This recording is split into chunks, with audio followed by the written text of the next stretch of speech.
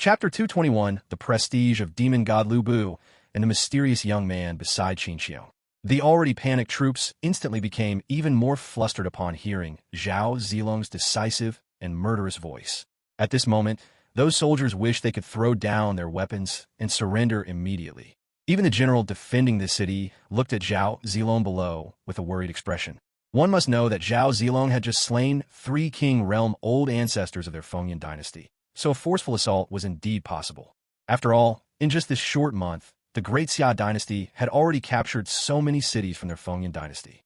"General, let's surrender, we can't hold out." The vice commander, deputy general, on the city wall was completely intimidated when he saw Zhao Zilong's calm gaze, so he stumbled to the general's side and spoke, his eyes filled with helplessness and unwillingness. "If we surrender now, will they spare us?" Upon hearing the deputy general's words, the general on the city wall also sighed silently, then looked at Zhao Zilong below with flickering eyes. In fact, the general was also planning to surrender at this moment, but he was unsure if the Great Xia dynasty would let him go. "General, surrendering at least offers a glimmer of hope. If we don't, I fear we will only perish along with this city." The deputy general naturally understood his general's meaning, so he sighed and slowly stepped forward to speak. "Open the city gates." Upon hearing the deputy general's words, the general also nodded silently, then slowly raised his hand and waved at the deputy general behind him. At this moment, he seemed to have made a momentous decision, and he collapsed weakly to the ground. And when the deputy general heard the general's words, he happily went to the city gate, then slowly opened it. In an instant, the city gate was completely opened by them. The opening of the city gate signified that this city had completely surrendered to the Great Xia dynasty. Perhaps Yun Xiaodian of the Fengyan dynasty never imagined that this time, their Fengyan dynasty would surrender after only losing 3 King Realm old ancestors. If he knew, he would probably wish to execute this general and deputy general. At this moment, Zhao Zilong outside the city naturally saw this scene. He was not too surprised by the Fengyan dynasty's surrender. Instead, he silently rode his warhorse and slowly walked towards the city gate. The Great Snow Dragon cavalry all followed behind him, heading towards the city. "It seems we've easily taken another city." Chun Jibao, who was in the ranks, showed a playful smile after seeing this scene. Then he also slowly rode his warhorse towards the city gate. As for Li Yuanba, he excitedly carried his twin hammers towards the city gate. Just as Zhao Zilong and others of the Fengyan dynasty took this city, on the other side, Qin Xiong and others' armies were also constantly galloping within the Tianqing dynasty. The strength of the Tianqing dynasty was inherently inferior to that of the Fengyan dynasty, so their defensive capability was naturally not as strong as the Fengyan dynasty's. Moreover, this time, the vanguard of Qin Xiong and others' army was Lu Bu, a ruthless individual. In this month, his reputation as a ruthless person had completely spread throughout the entire Tianqing dynasty. At this moment, Lu Bu was battling several King Realm cultivators. These King Realm cultivators were the trump cards of the Tianqing dynasty, and also the old ancestors of the Tianqing dynasty. Among the 4 great dynasties in the entire eastern region, the strongest were always their own old ancestors. At the same time, within an imperial dynasty, an emperor could only serve for a maximum of 100 years. After 100 years, this emperor would enter the ancestral land to cultivate, successfully becoming an old ancestor of the imperial dynasty. This is also why the old ancestors of the 4 great dynasties are so powerful. Because these imperial dynasty old ancestors all cultivate the cultivation technique that their founding emperor cultivated, and their cultivation environment is also the best place in the entire eastern region, so their strength is naturally stronger than others. Lu Bu's strength is indeed terrifying. I'm afraid he can even fight a King Completion Realm cultivator now without a problem. Qin Xiong, who was behind, couldn't help but exclaim after seeing the terrifying battle in front of Lu Bu. In this month, Qin Xiong had also completely discovered Lu Bu's terrifying aspects. However, Qin Xiong also naturally discovered Lu Bu's shortcomings. As long as he serves as the vanguard, with this fellow's ability, he will absolutely not fail. After all, his strength is truly somewhat terrifying, and if he is given a cavalry unit, he can probably resolve the battle at the fastest speed. Yang Yi, who was beside Qin Xiong, also couldn't help but exclaim. In this month, both of them had completely realized Lu Bu's true powerful aspects. Although his strength is good, he can only serve as a great general, not a commander. A seemingly ordinary young man beside Qin Xiong and Yang Yi shook his head as he looked at Lu Bu, who was engaged in battle.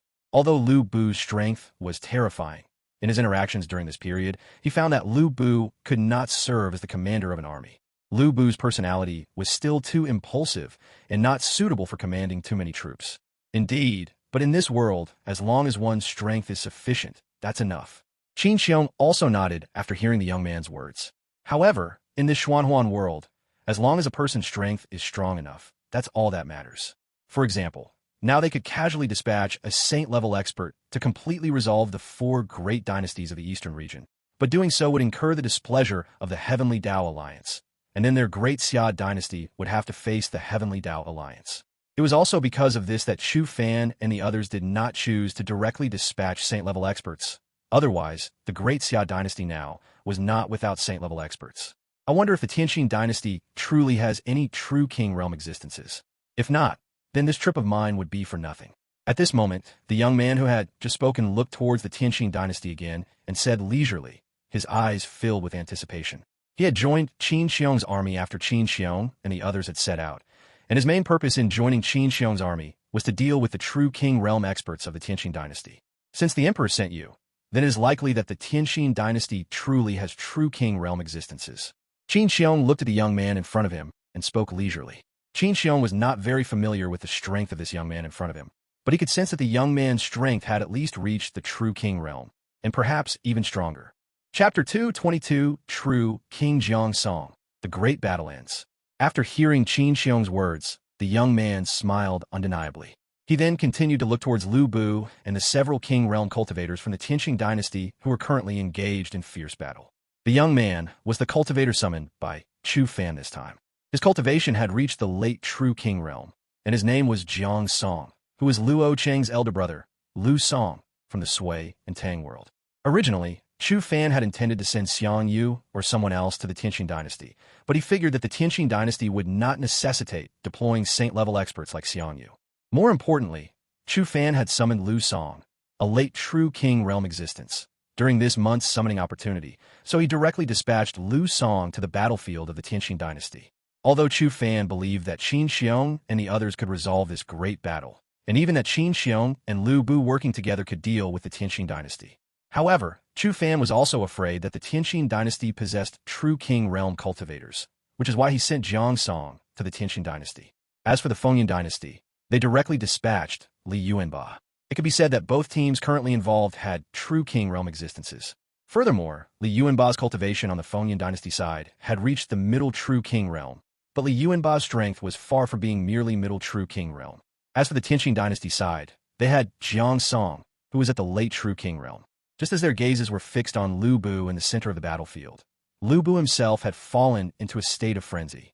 His heavenly halberd seemed to transform into a pitch-black, ink-like, soul-reaping heavenly halberd, striking directly at the true king realm expert of the Tianqing dynasty before him. Terrifying pressure enveloped the entire battlefield, while powerful surges of qi erupted from the fray. Purple qi radiated around Lu Bu, instantly engulfing him completely, and this purple qi continued to spread.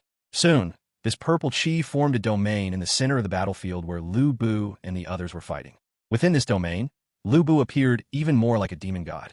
His Dharma idol behind him was thousands of feet high, a purple-black Dharma idol wielding a heavenly halberd charged towards the several king realm experts of the Tianqing dynasty before him. Naturally, these king realm experts of the Tianqing dynasty were not weak. They all summoned their respective Dharma idols. Instantly, several Dharma idols, thousands of feet tall, collided continuously in the center of the battlefield. However, within Lu Bu's domain, his strength was greatly enhanced, so the several Dharma idols facing him were quickly shattered by his divine demon Dharma idol. This was the power of the one known as divine demon Lu Bu. This Dharma idol is indeed impressive. If his cultivation reached the late true king realm, even I would have to take him seriously. Jiang Song, who was watching from outside, looked surprised at this scene. He had not expected a mere king realm Lu Bu to possess such terrifying strength. If Lu Bu's strength reached the late true king realm now, he might truly be able to fight him, considering that Jiang Song's strength was unmatched among those in the same realm. These words meant that Lu Bu's strength had earned his approval. Lord Lu Bu's strength is the greatest I have ever seen. Of course, compared to General Li Yuanba, Lord Lu Bu's strength is slightly weaker, but his strength is still formidable. After hearing Jiang Song's words, seventh son Yang stared at Lu Bu in the center of the battlefield with adoration. During this time, the seventh young master of the Yang family had grown extremely worshipful of Lu Bu. After seventh son Yang finished speaking, the eldest, second, and third sons of the Yang family, along with the others, also looked at Lu Bu on the battlefield with admiration. After all, Lu Bu's strength had already gained the recognition of the seventh young master of the Yang family. They even took Lu Bu as their goal. Under the admiring gazes of the seventh young master of the Yang family, Lu Bu seized a flaw in the defenses of the Tianqin Imperial Dynasty's King Realm experts. Suddenly, a purple longbow appeared in his hand. To everyone's shock, Lu Bu killed one of the Tianqin Dynasty's King Realm experts with a single arrow. Lu Bu then instantly tossed the purple longbow high into the air. The next second, he transformed into a streak of purple light, appearing beside another King Realm expert of the Tianqin Dynasty. His heavenly halberd, predictably, landed directly on this King Realm expert of the Tianqin Dynasty. Immediately after, a terrifying force pierced through the body of this King Realm expert of the Tianqin Dynasty, and the next moment, the King Realm expert of the Tianqin Dynasty flew out like a cannonball. Watching the King Realm expert of the Tianqin Dynasty fly out like a cannonball, Lu Bu immediately threw his heavenly halberd. Instantly, the heavenly halberd in his hand turned into a streak of purple light, directly piercing the fleeing King Realm expert of the Tianqin Dynasty. After completing all this, Lu Bu landed directly on the ground. Without the slightest pause, he brought his profound divine demon Dharma idol and directly slammed a punch towards the city before him. The terrifying force instantly blasted a massive breach in the city wall. The soldiers at this breach screamed tragically before vanishing into thin air between heaven and earth. Bingzhou Iron Cavalry, charge and kill. Lu Bu then casually beckoned, recalling his heavenly halberd. He then slowly entered the city like a devil. The soldiers of the Tianqin Dynasty within the city did not dare to stop Lu Bu, who resembled a demon god. Instead, they retreated continuously. As for the Bingzhou Iron Cavalry behind Lu Bu, they charged into the city like fierce wolves. They threw their long spears, instantly taking out thousands of soldiers from the Tianqin Dynasty army. Devils! Run! Run quickly! They are all devils. We are no match for them. Even the old ancestor was slain by them. What chance do we have to resist them? Escape! We must escape! As Lu Bu led the Bingzhou Iron Cavalry into the city, the soldiers of the Tianqin Dynasty inside completely collapsed. They had not expected that their imperial dynasty's old ancestor would fall so easily in such a short time. At this moment, numerous soldiers began to break down, and many also started to flee. At this point, they wished they had 2 extra legs to run away. As more and more soldiers began to flee, the Tianqin Dynasty's forces descended into chaos, and many soldiers were even killed by their own comrades. Chapter 223 Competition between 2 armies, the hidden power of the Wuji sect in the eastern region. As Lu Bu led the Bingzhou Iron Cavalry in a relentless assault within the city, the soldiers inside quickly found themselves unable to hold on. At this time, Qin Xiong and others outside also led their armies into the city. The 7 generals of the Yang family had long been eager to join the battle. The fleeing soldiers were quickly suppressed by the armies led by the 7 generals of the Yang family. Many enemy soldiers were suppressed before they even had a chance to react. Of course, many enemy soldiers also chose to surrender to Qin Xiong and the others' armies, as it seemed they had no other chance of survival besides surrender. Qin Xiong chose to spare the surrendering armies, and so more armies began to surrender. In just a moment, the number of surrendering armies within the city reached hundreds of thousands. At our current pace, we can take down the Tianqin Dynasty in less than 2 months. Yang Yi looked at the scene before him, a smile curving his lips, and said leisurely, his face full of mirth, as if he already had victory in his grasp. Although at our current pace, we can take down the Tianqin Dynasty in less than 2 months, I believe Chen Jibao and his group speed is probably no weaker than ours, and they're facing the Fengyan Dynasty, so we need to pick up the pace. Qin Xiong nodded after hearing Yang Ye's words, but he quickly frowned, his eyes filled with a competitive spirit. While Qin Xiong and his group were confident in taking down the entire Tianqin Dynasty within 2 months, Qin Xiong also anticipated Chen Jibao and his group speed. He did not want Chen Jibao and his group to take down the Fengyan Dynasty before them. The Fengyan Dynasty's strength was inherently greater than that of the Tianqin Dynasty. If Chen Jibao and his group took down the Fengyan Dynasty before them, wouldn't that mean Chen Jibao and his group were more formidable than them? I heard that the Emperor even sent Li Yuanba to help them this time. Perhaps the Emperor also wants Chen Jibao and his group to take down the Fengyan Dynasty as quickly as possible. Yang Yi also nodded after hearing Qin Xiong's words, his eyes filled with battle intent. He naturally did not want the time it took for him and his group to take down the Tianqin Dynasty to be later than Chen Jibao and his group taking down the Fengyan Dynasty. Thus, after Qin Xiong and Yang Yi dealt with this city, They immediately launched an attack on another city of the Tianxin dynasty at the fastest speed. They now seem to be not fighting the Tianxin dynasty, but rather competing in speed with Chen Jibao and his group's army. However, this action of theirs made the Tianxin dynasty suffer immensely. After all, the strength of Qin Xiong and his group's army was already difficult for the Tianxin dynasty to resist, and now they were attacking the Tianxin dynasty at such a fast pace, which naturally made the Tianxin dynasty unable to resist. Chen Jibao's thoughts were similar to Qin Xiong's, so they directly led their army to rapidly attack the territory of the Fengyan dynasty. In just half a month, the two armies had taken down more than half of the Fengyan dynasty and the Tianxin dynasty. And at this time, the two armies were still continuously attacking, as if they would not rest until they took down the two imperial dynasties. At this rate, it might not take long to unify the entire eastern region.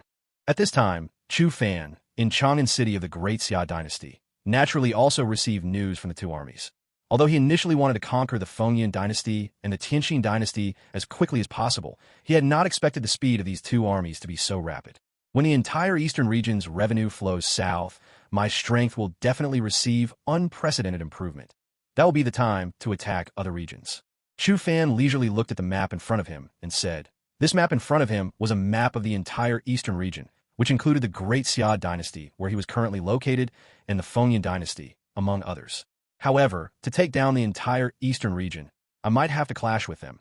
After all, they're the strongest force apart from the four great dynasties, and it is rumored that their strength is no weaker than the four great dynasties. Chu Fan then leisurely gazed at an inconspicuous spot in the center of the map, where a sect was marked. If one did not look closely, this sect would appear very unremarkable on this map. But after Luo's net's investigations during this period, it was discovered that this sect was not so simple. Even the net of Luo's heavenly great assassins could not infiltrate this sect. One must know that the net of Luo's current heavenly great assassins are all of the Dharma aspect realm. But if even they cannot infiltrate it, then the strength of this sect cannot be underestimated. Ding! The system has issued a mission. Subdue or annihilate the Wuji sect. Reward: 1 unlimited summoning card, 3 true king summoning cards. Just as Chu Fan was looking at the sect in front of him and beginning to ponder, the system in his mind also issued a mission at this time. It seems the Wuji sect's strength is indeed not to be underestimated, being able to make the system issue a mission, and the mission's rewards are no weaker than other missions. It seems the Wuji sect has at least saint entry-level cultivators, but why is such a sect so inconspicuous? Chu Fan was a bit surprised looking at the mission on the system panel. He originally thought that the strongest cultivator in this sect might only be at the True King realm. But after seeing the system's rewards, he realized that the Wuji sect was probably not as simple as he thought. But isn't that even more interesting? Then, Chu Fan's lips curved slightly. Although he might have initially underestimated the Wuji sect, he suddenly found the Wuji sect becoming more interesting. Then, Chu Fan slowly walked towards the Hall of Worship. Since the Wuji sect's strength cannot be underestimated, then let the saint entry-level worshippers go and try.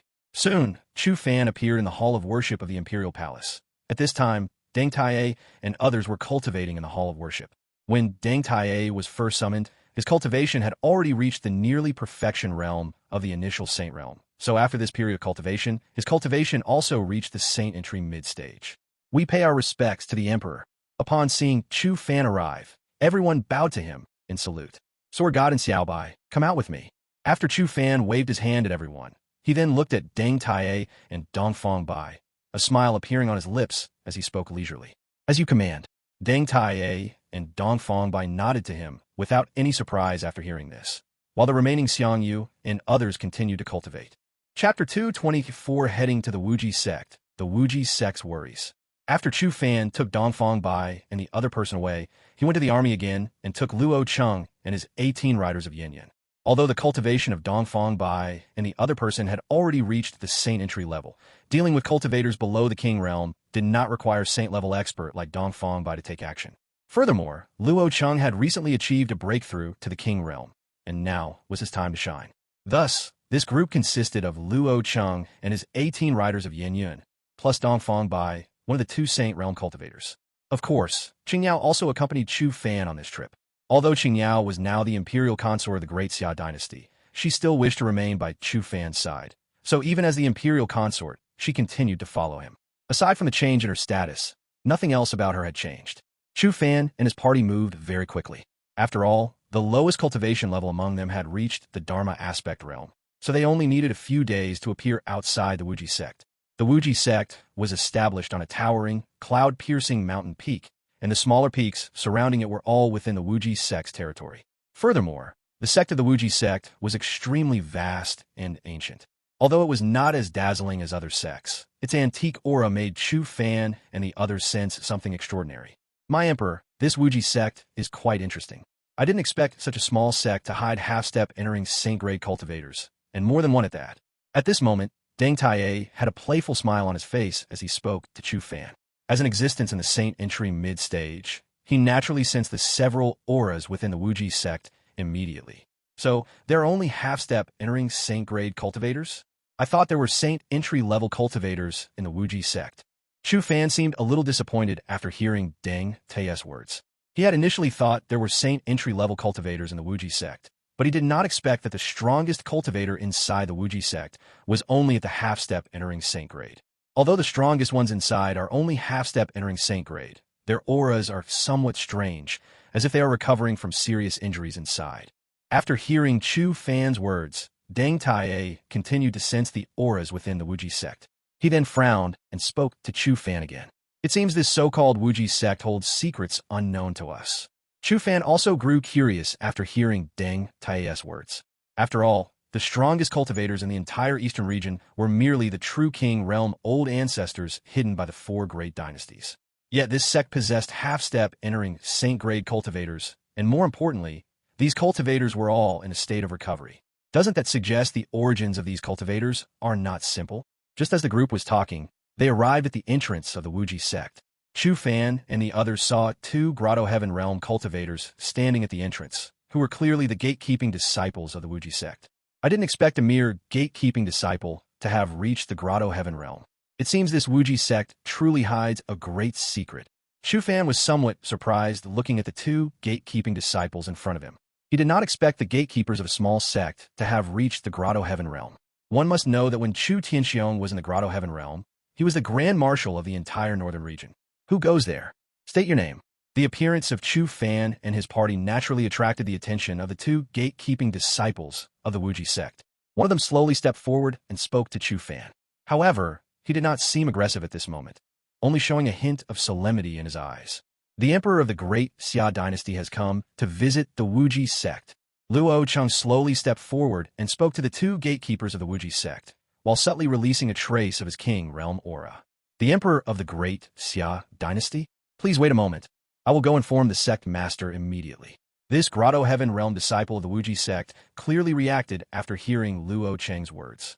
He cupped his hands toward Luo Cheng and the others, then transformed into a phantom and vanished from spot. Chu Fan smiled after hearing the Wuji sect disciple's words and stood there waiting. The system's mission this time was for him to either subdue or destroy the Wuji sect. If he could subdue it, he would naturally not choose to destroy it. After all, the rewards were the same, and by subduing it, he would gain the Wuji sect as an additional force.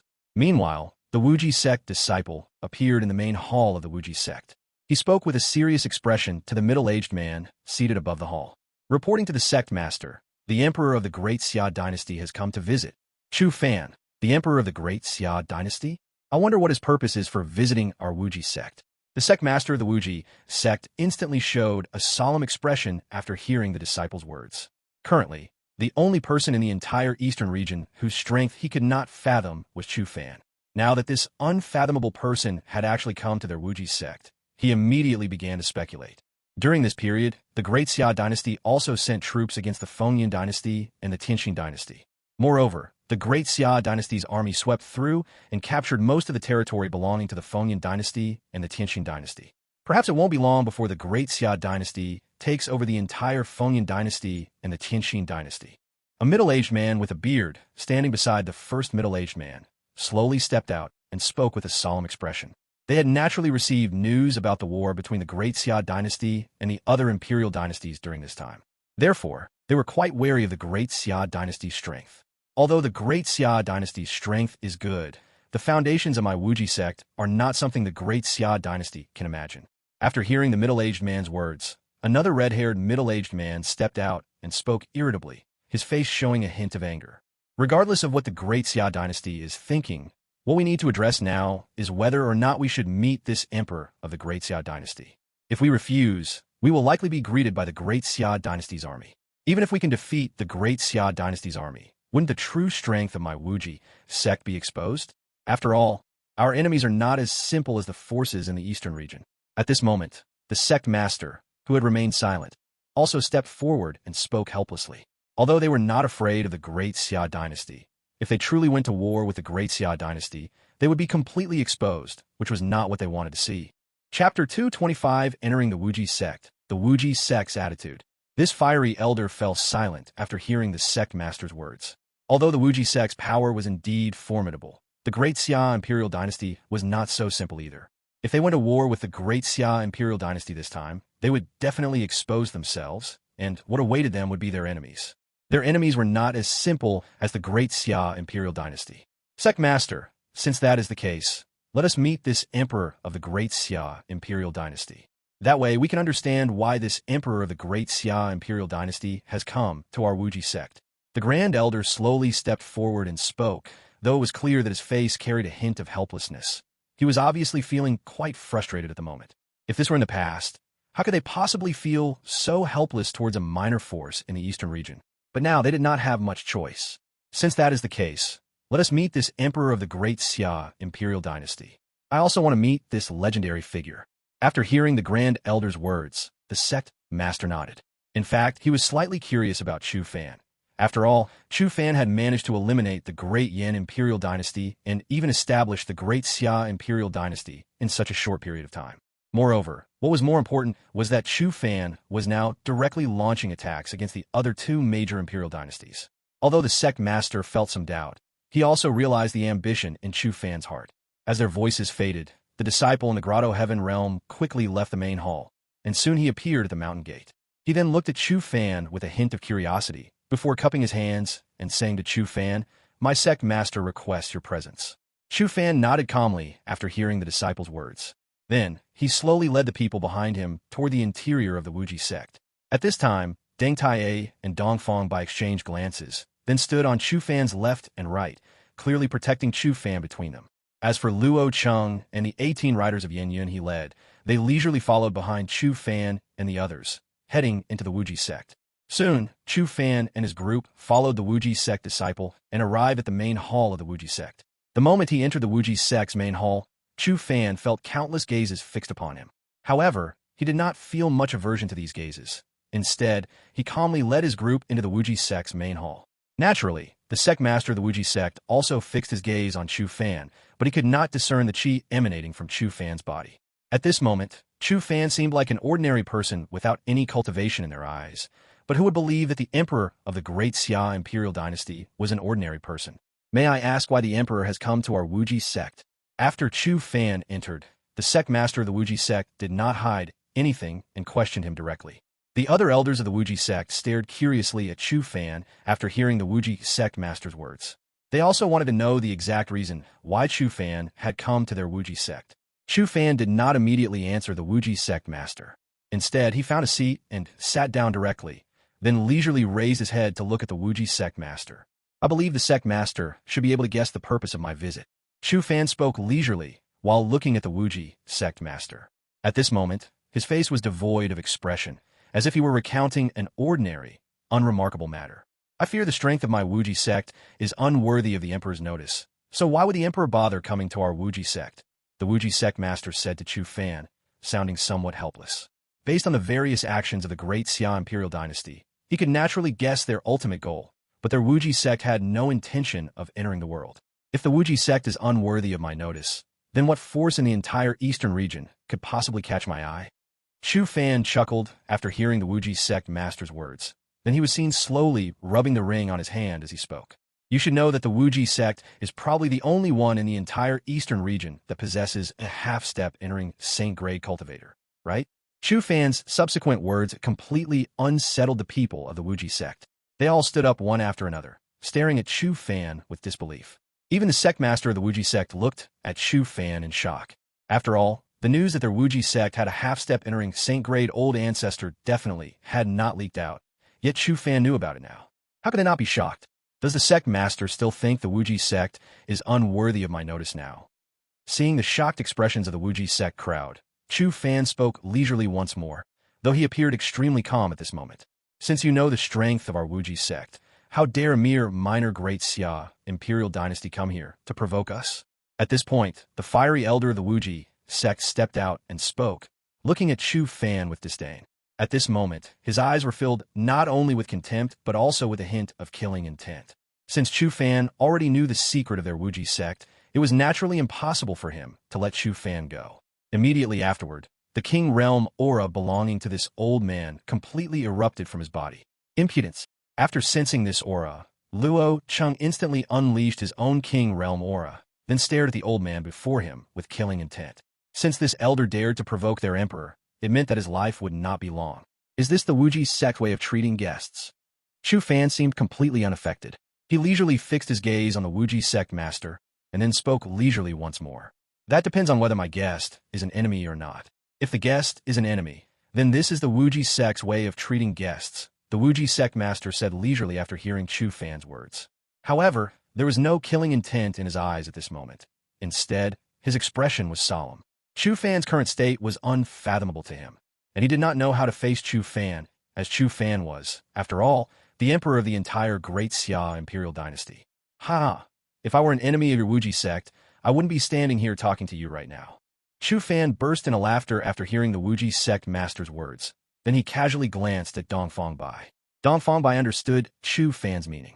She then slowly took a step forward, and the aura belonging to the entering saint level instantly erupted from her body. Chapter 226 The conditions for the surrender of the Wuji sect surprised Chu Fan. The sect master of the Wuji sect, who originally had a smile on his face, instantly froze after sensing the qi emanating from Dongfang Bai. He stared at Dongfang Bai, his eyes filled with disbelief. He never expected that the Great Xia dynasty would possess a physical body-level expert, and one had appeared directly within his Wuji sect this time.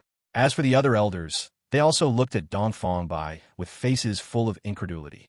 They could not have imagined that the Great Xia dynasty actually had a Saint entry-level expert, and this Saint entry-level expert looked so incredibly young. Instantly, the entire hall became extremely quiet. Even the sound of everyone's breathing could be heard.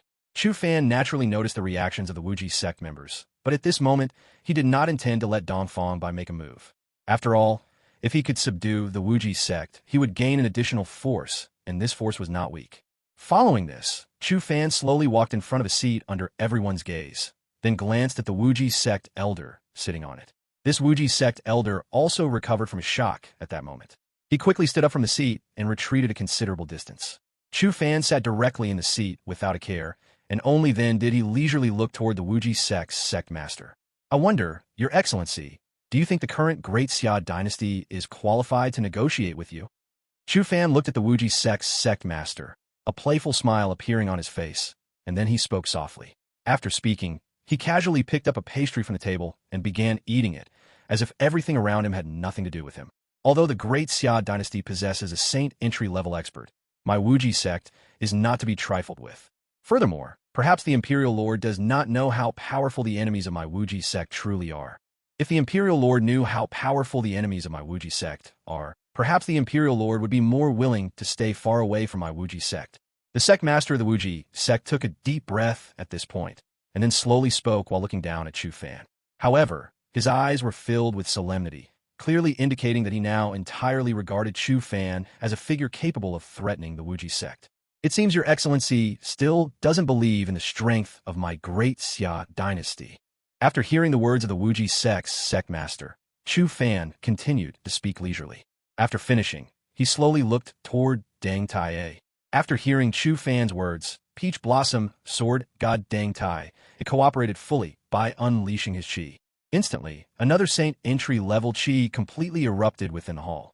The members of the Wuji sect, who were already shocked by Dongfang Bai's strength, were even more stunned when they sensed the qi emanating from Peach Blossom, Sword God Deng Tai. They naturally realized that the qi coming from Deng Tai was in no way weaker than Dongfang Bai's. This meant that the cultivation of the old man before them had also reached the entering saint realm. At this point, the members of the Wuji sect collectively gasped. They had never imagined that a mere Great Xia dynasty would possess two saint entry-level experts. Moreover, judging from the current situation, the Great Xia dynasty might even have hidden experts. I wonder, Your Excellency, do you think the strength of my Great Xia dynasty is capable of resisting the enemies of the Wuji sect now? Chu Fan then leisurely looked toward the face of the Wuji sect's sect master, who was staring blankly at Peach Blossom, sword god Deng Tai, and then he spoke softly. After speaking, he slowly and deliberately tapped the table in front of him with the fingers of his right hand. Although Chu Fan made no other movements at this time, the Wuji sect members were all staring solemnly at Chu Fan, because they knew that if they made any move right now, Chu Fan could absolutely wipe out their entire Wuji sect. This was the pressure exerted by a Saint entry-level expert on them. I wonder what the Imperial Lord wants the Wuji sect to do. The sect master of the Wuji sect stood up helplessly and spoke to Chu Fan. However, he already had some guesses in his heart, so he looked somewhat frustrated and unwilling. I believe the sect master should be able to guess the purpose of my visit here. Chu Fan did not state it directly. Instead, he leisurely looked toward the center of the main hall and spoke to the Wuji sect's sect master. After speaking, Chu Fan did not continue, but quietly waited for the Wuji sect's sect master to reply. At this moment, however, the other elders of the Wuji sect all looked toward the sect master of the Wuji sect. If my Wuji sect joins the Great Xia dynasty, can the Imperial Lord guarantee that the Great Xia dynasty will protect my Wuji sect when we face our enemies in the future? As a sect master of a sect, he naturally understood Chu Fan's meaning. He spoke to Chu Fan, his eyes flashing with light. After speaking, he looked at Chu Fan with anticipation, waiting for Chu Fan's answer. After hearing the words of the Wuji sect's sect master, the other elders also directed their gazes entirely toward Chu Fan. They, too, carried a hint of anticipation in their hearts. As long as the Wuji sect genuinely pledges allegiance to my Great Xia dynasty, then the Wuji sect will be a subject of my Great Xia dynasty.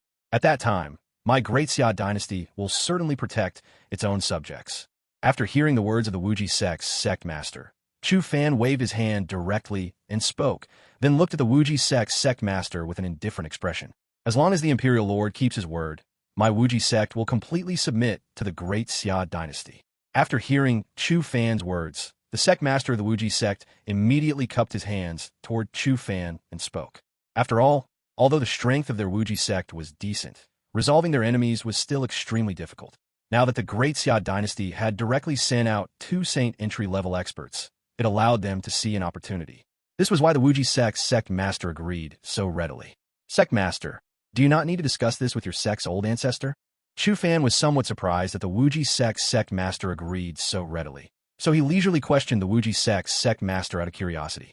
The sect's old ancestor no longer concerns himself with worldly affairs, so all decisions are made by me and the elders present. After hearing Chu Fan's words, the sect master of the Wuji sect spoke to him seriously. After finishing, he slowly glanced over the elders present. After hearing the words of the Wuji sect's sect master, the elders all nodded toward Chu Fan. Clearly, as long as Chu Fan agreed to their conditions, they could also surrender to the Great Xia dynasty.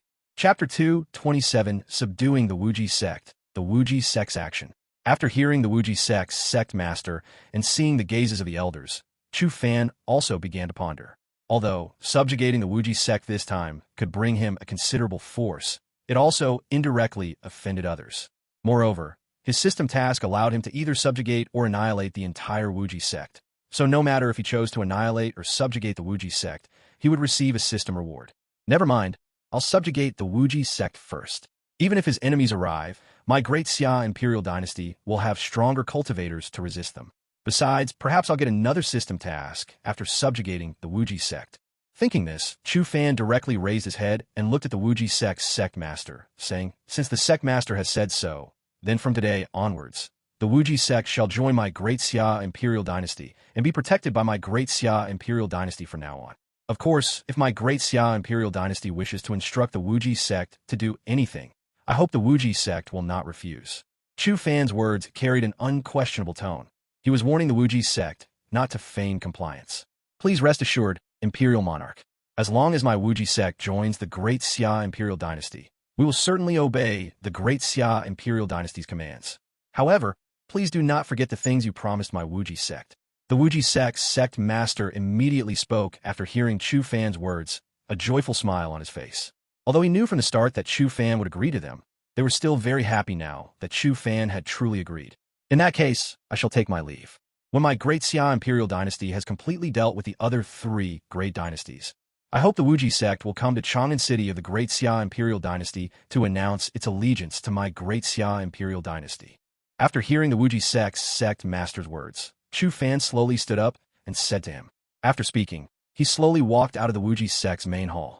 At the same time, the sword god Deng Taiye and Dongfang Bai also followed Chu Fan's steps, slowly walking out of the Wuji sect's main hall.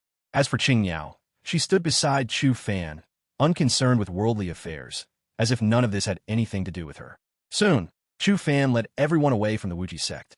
His objective had been achieved, so he naturally did not intend to stay in the Wuji sect, and he believed the Wuji sect would not dare to disobey his orders. Phew, it seems the Great Xia Imperial Dynasty intends to unify the entire eastern region. And with the Great Xia Imperial Dynasty's strength, unifying the entire eastern region might just be a matter of time. The Wuji sect master only let out a sigh of relief after seeing Chu Fan and the others leave, then looked outside the hall and spoke leisurely. This time, he naturally understood the intentions of the Great Xia Imperial Dynasty and Chu Fan. Chu Fan wanted to unify the entire eastern region. Although Chu Fan didn't know how he had learned of their Wuji sect strength. But from a moment Chu Fan brought 2 saint-level experts to their Wuji sect, they knew that the Wuji sect could not avoid this. Sect Master, are we really joining the Great Xia Imperial Dynasty so easily?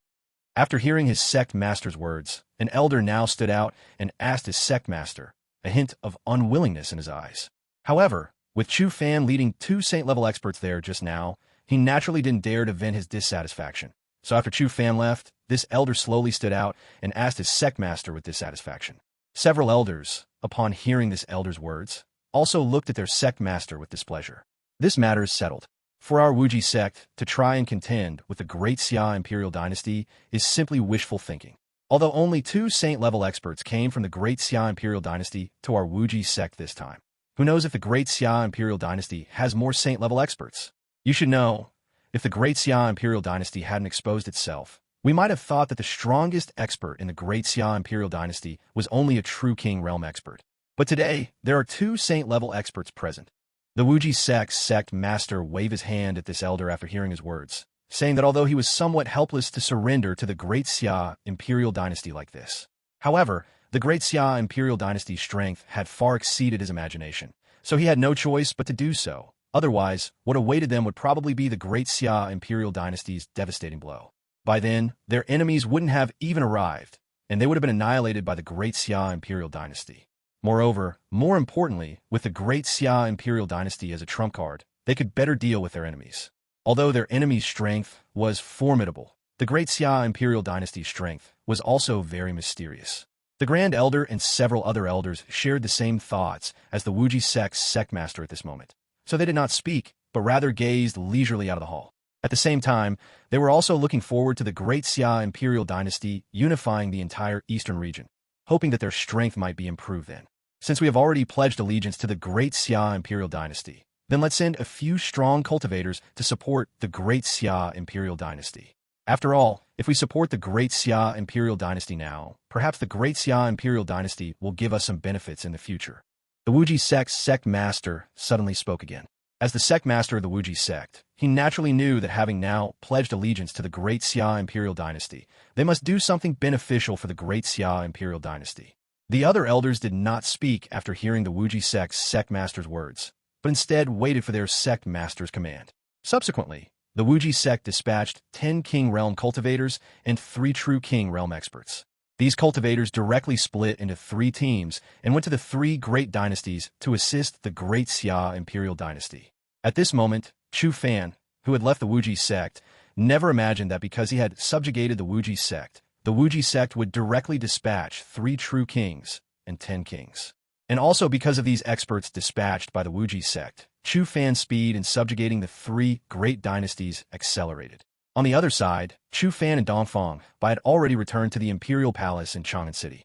After subjugating the Wuji sect, he naturally had no intention of staying outside Chang'an City, especially since the rewards for this mission made him anticipate them. System, where are my mission rewards? Returning to the Imperial Palace, Chu Fan silently asked the system, his face full of anticipation at this moment. Ding! Congratulations to the host for subjugating the Wuji sect. Reward: 1 unlimited summoning card. 3 true king summoning cards. After Chu Fan's voice fell, the system's rewards arrived as promised.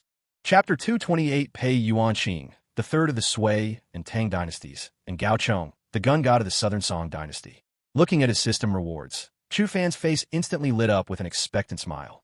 He hadn't expected this system mission to be so simple, and that he could obtain system rewards so easily. Thus, with an expectant gaze, he directly entered the system space and immediately looked at the summoning cards within the system space. Chu Fan naturally knew about True King summoning cards. They could summon characters at the True King realm, from the True King initial stage all the way to the peak True King realm. It could be said that the realm of the True King character summoned depended entirely on his luck. Of course, even so, 3 True King summoning cards could summon 3 True King level experts. Although the Great Xia dynasty already possessed several Saint entry level experts, Chu Fan was still very happy to be able to summon True King realm experts. After all, a cultivator at the True King realm was considered a decent cultivator even in the central region. What's more, Chu Fan was currently still in the eastern region, and after this period of summoning, Chu Fan also knew that the characters he summoned had talents far exceeding the average prodigies of this world. In other words, the cultivation speed of the characters he summoned was in no way inferior to the prodigies of this world. For example, Luo Cheng and the other cultivators he summoned. In just a short period, their cultivation had already broken through to the king realm. Such cultivation talent was even faster than that of ordinary prodigies with special physiques. Furthermore, the system could also exchange seal release cards to unseal the strength of these summoned characters. At that time, even King Realm cultivators could reach the Saint entry level or even higher cultivation. Of course, what Chu Fan anticipated more was this unlimited summoning card, because this unlimited summoning card was like the monthly summoning card, capable of summoning super powerful experts. This unlimited summoning card could also summon weak existences. If Chu Fan was lucky, this unlimited summoning card might summon a Saint King level expert, but if his luck was bad, it might summon an ordinary person. It could be said that this unlimited summoning card made Chu Fan both expectant and helpless. However, if Chu Fan were to choose, he would prefer the unlimited summoning card. After all, if he could summon a Saint King level expert, then the Great Xia dynasty could truly enter the sight of the central region. After all, the strongest experts among the first-rate forces in the central region were only Saint King level experts. Of course, wanting to be on par with the top forces in the central region was still quite far off, as above the Saint King realm, there were Great Saint level experts, and above Great Saint level experts, there were Quasi-Emperor level experts. Since that's the case, let's use these 3 True King summoning cards first. After all, keeping them won't have much effect. Chu Fan also came back to his senses at this moment. He then slowly looked at the 3 True King summoning cards in the system space, and, without any hesitation, directly used them. System, use these 3 True King summoning cards. Ding! True King summoning card used successfully. Congratulations, host, for obtaining the True King character Pei Yuanqing. Congratulations, host, for obtaining the True King character Gao Chong. Congratulations, host, for obtaining the True King character Eastern Heretic Huang Yaoshi. Chu Fan's eyes instantly lit up as he looked at these 3 True King level characters in the system space. He hadn't expected that the 3 True King level experts summoned this time would be these 3. Pei Yuanqing was naturally the one from the Sui and Tang world. He was ranked 3rd in the Sui and Tang world, so besides the cheat-like existence of Li Yuanba, only Pei Yuanqing could truly fight Yuan Qingdu. Moreover, Pei Yuanqing had once defeated Yuan Qingdu, though it was after Yuan Qingdu had fought a great battle with others. Otherwise, Pei Yuanqing would not have been able to defeat Yuan Qingdu. But even so, Pei Yuanqing's strength was not to be underestimated.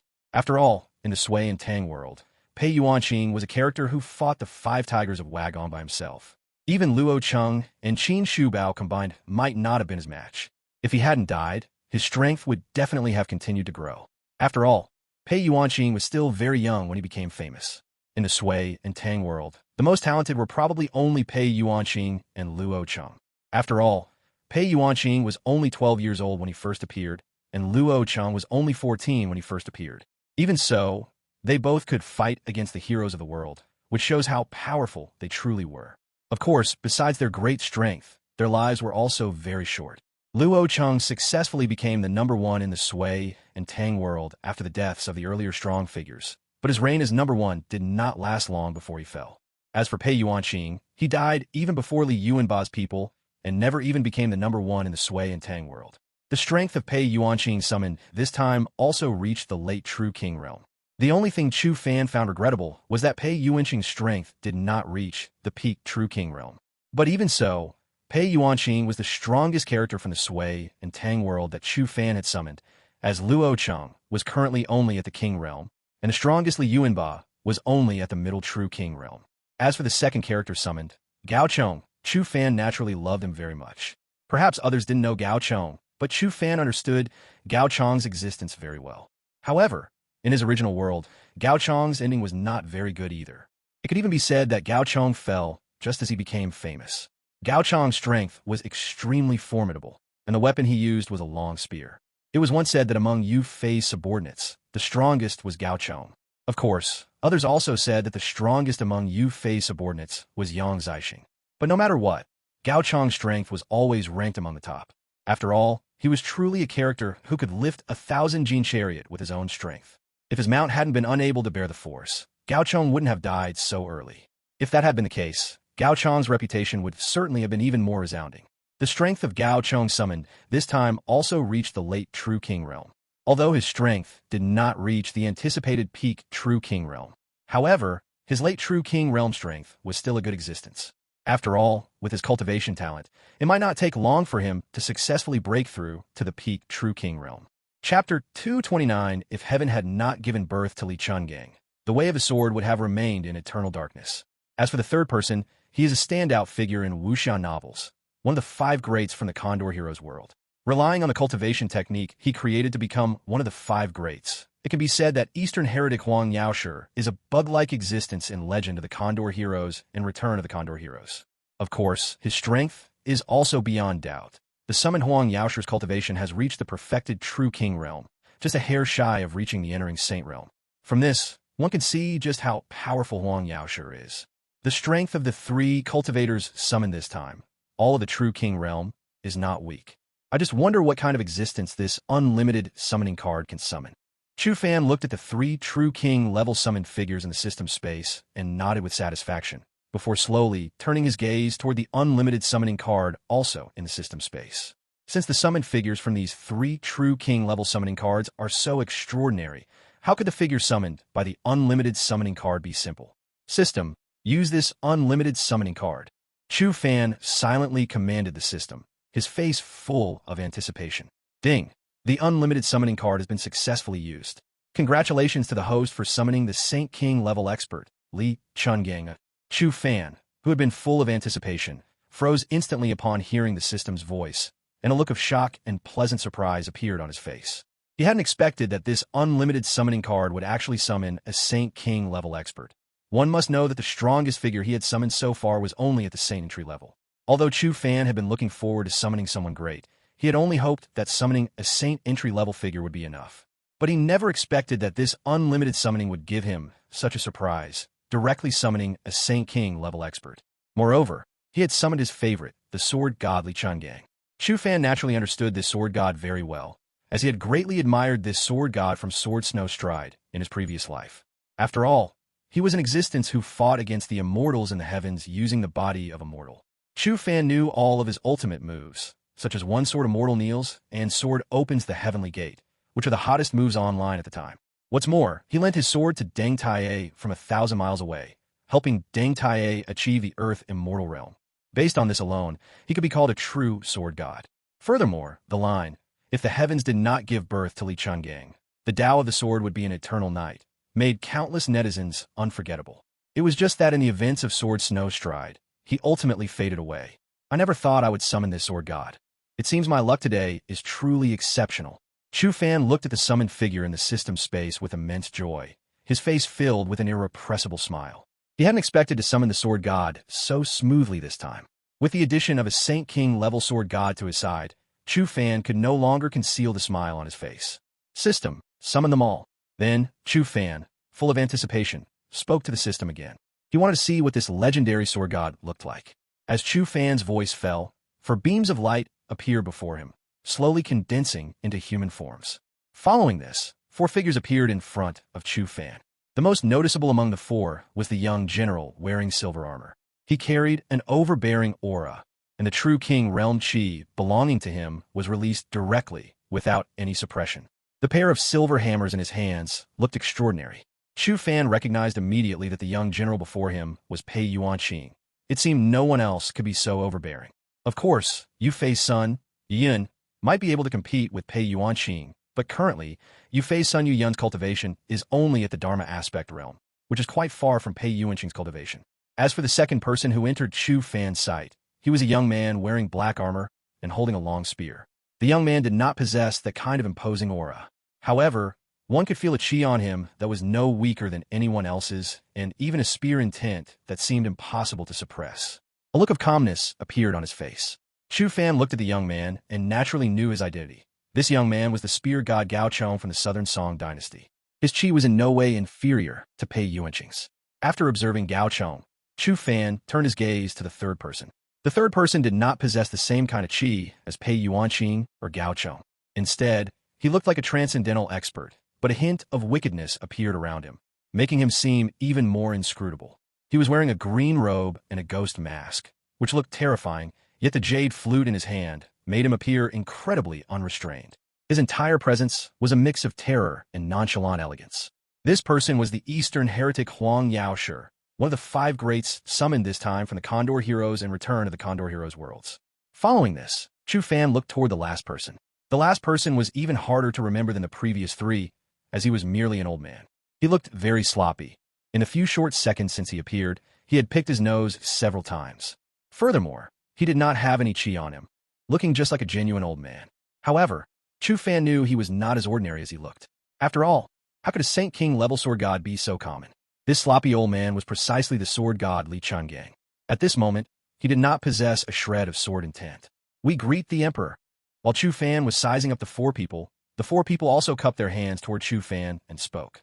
Just as Chu Fan summoned the 4 figures, the sword god Deng Taie in the Hall of Worship suddenly opened his eyes, directing his gaze toward Chu Fan's location. What terrifying sword intent! This person's strength has probably far surpassed ours. Deng Taie slowly spoke, sensing the terrifying sword intent, and then turned his gaze toward the sword god Xie Xiaofeng beside him. This person's strength has likely reached the Saint King realm, and his sword intent also surpasses the 2 of us. Xie Xiaofeng nodded after hearing Deng Taie's words. His heart, which had been silent for a long time, seemed to come alive at this moment. Chapter 230 Guijia arrives at the Mongol Yuan dynasty, Meng Ji's fury. Xie Xiaofeng, upon arriving in this world, naturally felt Deng Taie's sword intent, which was no weaker than his own. He hadn't expected that today a sword god far surpassing him would appear. Therefore, his long-sealed sword heart began to stir once more. I'm afraid the Emperor has summoned another sword god who far surpasses us, but we still have a chance to catch up to him. Deng Taie slowly said, looking at Xie Xiaofeng, and then he closed his eyes and continued to cultivate. Since he knew that he was not that person's opponent right now, he would cultivate diligently and then fight that person. Xie Xiaofeng clearly understood Deng Taie's meaning, and his thoughts were similar to Deng Taie's. So he also began to close his eyes and meditate. His cultivation was not far from the Saint King realm. Therefore, as long as he achieved a breakthrough to the Saint King realm, perhaps he could fight this individual. As for Chu Fan on the other side, he dispatched all 3 true King realm cultivators he had just summoned. Now, with sword god Li Chungang, an early-stage Saint King expert, and several other Saint entry-level experts in Chang'an City, it was enough. The strongest individuals on the front battlefield were only 3 true King realm cultivators, so he sent the 3 true King realm cultivators summoned this time to support the battlefield. However, what Chu Fan didn't expect was that the Wuji sect, which he had just subdued, also sent 3 true King realm cultivators and 10 King realm cultivators to support them. But even if Chu Fan knew that the Wuji sect had sent experts to support them, he wouldn't be too surprised. After all, the so-called sect masters in this world were quite cunning. Just as Chu Fan had summoned the Saint King level sword god Li Chungang, Guijia and Yuan Qingdu also appeared in the capital of the Mengyuan dynasty. Yuan Qingdu had successfully achieved a breakthrough to the King completion realm during this period. At this moment, he could already fight against an early-stage true King cultivator. Upon arriving at the capital of the Mengyuan dynasty, they directly went to meet Menggu, the emperor of the Mengyuan dynasty. At this moment, in the imperial palace of the Mengyuan dynasty, Menggu sat domineeringly in a wheelchair with a group of Mengyuan dynasty ministers standing beside him.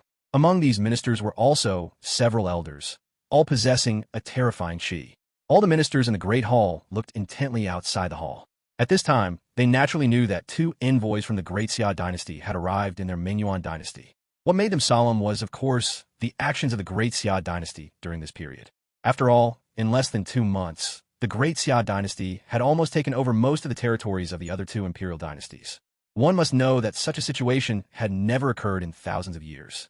Now, they also needed to consider how to deal with the Great Xia dynasty, and the Great Xia dynasty's dispatch of envoys to their Mengyuan dynasty this time was clearly for this matter. At the same time, the ministers of the Mengyuan dynasty were also speculating about the true purpose of the Great Xia dynasty's envoys visiting their Mengyuan dynasty this time. They did not believe that the Great Xia dynasty was truly just coming to visit them. Even Meng Ge, sitting on the dragon throne, looked out of the great hall with a solemn expression. He hadn't expected that the young man he had once met would possess such terrifying strength, achieving such terrifying accomplishments in less than a year. One must know that at that time, he thought Chu Fan would need several years, or even decades, to conquer the Great Yin dynasty, but he hadn't expected Chu Fan to accomplish it in less than a year. Moreover, Chu Fan, after conquering the Great Yin dynasty, did not stop but directly sent troops against the Fengyin dynasty and the Tianqing dynasty. It could be said that such actions had far exceeded his expectations. After all, even their Mengyuan dynasty would not dare to directly attack two great imperial dynasties. And Chu Fan's actions this time were very decisive. He could even be certain that if Chu Fan wanted to send troops, he probably wouldn't even spare their Mengyuan dynasty. Just as everyone was looking outside the Great Hall with solemn expressions, light footsteps came from outside the Great Hall. Everyone's gaze was fixed on the outside of the Great Hall. Soon, two figures slowly stepped into the Great Hall. One appeared so thin, but his face carried a smile, as if he didn't care about this place at all. The other was dressed in golden armor, exuding a terrifying chi, looking like a fierce tiger. At the same time, he held a bright golden phoenix-winged gold-plated halberd in his hand. The chi emanating from him seemed capable of overwhelming 1,000,000 soldiers. Your Majesty, your humble servant, Guojia of the Great Xia dynasty, greets your Majesty. Guojia ignored the surrounding gazes and slowly walked to the center of the Great Hall, cupping his hands towards Meng Ge and speaking. Are you Guojia, the strategist of the Great Xia dynasty? Meng Ge was somewhat surprised after hearing Guojia's words, so he frowned at Guojia and asked. The other ministers also looked at Guojia in the Great Hall with strange expressions at this moment. They had naturally heard of Guojia, the strategist of the Great Xia dynasty. He had followed Chu Fan, the emperor of the Great Xia dynasty, from the very beginning, so his affairs could not be hidden from the world. That's right, I am Guojia. Guojia replied without hesitation after hearing his words. As for Yuan Qingdu beside him, he remained silent, standing calmly by Guojia's side, looking like a bodyguard. May I ask, what is the purpose of this strategist's visit to my Mengyuan dynasty this time? Meng Ge nodded after Guojia admitted his identity, and then he directly brought the topic to the main point. After speaking, his eyes stared intently at Guojia, as if trying to discern something from Guojia's expression. I have only one purpose for coming here this time, to persuade the Mengyuan dynasty to surrender to my Great Xia dynasty. Guojia heard Meng Ji's words and did not hesitate. He looked at Meng Ge above and spoke calmly. However, his words were like a bomb, directly thrown among the ministers present. Everyone stared intently at Guojia. Their eyes held anger, unwillingness, and of course, even more, a furious gaze at Guojia. Even Meng Ge, sitting on the dragon throne, showed a hint of anger in his eyes. He hadn't expected this person from the Great Xia dynasty to state his purpose so directly and decisively. It could be said that at this moment, Guojia did not take their Mengyuan dynasty seriously at all. Chapter 231 The Clash in the Grand Hall of the Mongol Yuan dynasty. However, at this moment, Guojia paid no mind to their angry glares. Instead, he stood calmly in the Great Hall, his gaze fixed on Meng Ge, as if awaiting his reply. How audacious! How dare you act so presumptuously in my Mengyuan imperial dynasty? Are you not afraid of being unable to leave my Mengyuan imperial dynasty? At this moment, a middle-aged man in armor stepped forward and roared at Guojia, his face filled with fury. It was as if he wanted to rush forward and tear Guojia to shreds. Your Majesty, this old minister requests that you bestow death upon this man. Simultaneously, as the middle-aged man stepped forward, another old minister also stood out, pointing angrily at Guojia as he spoke. This old minister seconds the motion. No sooner had the old minister's words fallen than the other officials also stepped forward, kneeling before Meng Ge above and speaking. Their eyes were filled with angry expressions, as if they wanted to utterly tear Guojia to shreds. However, Guojia, feeling these angry gazes, showed no fear. Instead, he calmly continued to gaze at Meng Ge above. It was as if this matter had nothing to do with him. As for Yuan Qingdu by his side, he had tightened his grip on the phoenix-winged gold-plated halberd. After all, his purpose for coming out this time was to protect Guojia. After seeing Yuan Qingdu's actions, Guojia waved his hand at him. He was absolutely confident that the Mengyuan Imperial Dynasty would not dare to harm him. If the Mengyuan Imperial Dynasty truly did harm him, then the Mengyuan Imperial Dynasty would not be far from its demise. At this moment, Meng Ge naturally noticed Guojia's actions. He looked at Guojia with a gloomy gaze, his dark eyes filled with a hint of anger. However, he did not order Guojia's capture at this time. Although he was extremely angry, he also knew that he could not antagonize the Great Xia Dynasty now. Otherwise, they would face the might of the Great Xia Dynasty's army. Does the Great Xia Dynasty think my Mengyuan Imperial Dynasty is easy to bully? Our Mengyuan Imperial Dynasty can also fight to the death. Meng Ge suppressed the anger in his heart and calmly spoke to Guojia. At the same time, his gaze remained fixed on Guojia. After his words fell, the ministers who were still pleading with him to execute Guojia also fell silent. Since their own emperor had already spoken, for them to speak again would be disrespectful to their emperor. Your Majesty must have seen the strength of my Great Xia Dynasty. Taking down the Fengyan Imperial Dynasty and the Tianqing Dynasty is merely a matter of time. In at most 2 months, my Great Xia Dynasty can completely conquer the Fengyan Imperial Dynasty and the Tianqing Dynasty. At that time, we will have ample military strength to attack the Mengyuan Imperial Dynasty. Does Your Majesty believe the Mengyuan Imperial Dynasty can withstand the full might of our Great Xia Dynasty? Guojia looked at Meng Ge and spoke unhurriedly. After speaking, he began to await Meng Ji's reply. Then what if my Mengyuan Imperial Dynasty sends troops now to help the Fengyan Imperial Dynasty and the Tianqing Dynasty? I don't believe your Great Xia Dynasty still has an army that can contend with my Mengyuan Imperial Dynasty. No sooner had Guojia's words fallen than a minister of the Mengyuan Imperial Dynasty could not help but step forward and speak to Guojia. There was not the same anger on his face as the other ministers.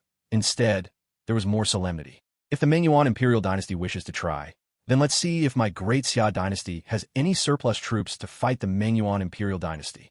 Upon hearing the minister's words, Guojia's lips curved into a smile as he calmly spoke. At the same time, the hint of disdain in his eyes was unreservedly displayed. At this moment, it was as if he did not regard the minister before him or the entire Mengyuan Imperial Dynasty. From what I understand, the Great Xia Dynasty's true commanding generals have already been dispatched to the 2 imperial dynasties. Who in the Great Xia Dynasty can now lead an army to resist my Mengyuan Dynasty's army? Upon hearing Guojia's words, the minister continued to speak without the slightest panic. After speaking, he stared intently at Guojia, wanting to see if his guess was correct. As for the other ministers, upon hearing his words, they all turned their gazes towards him. Ha! I'm afraid you haven't truly understood the power of my Great Xia Dynasty.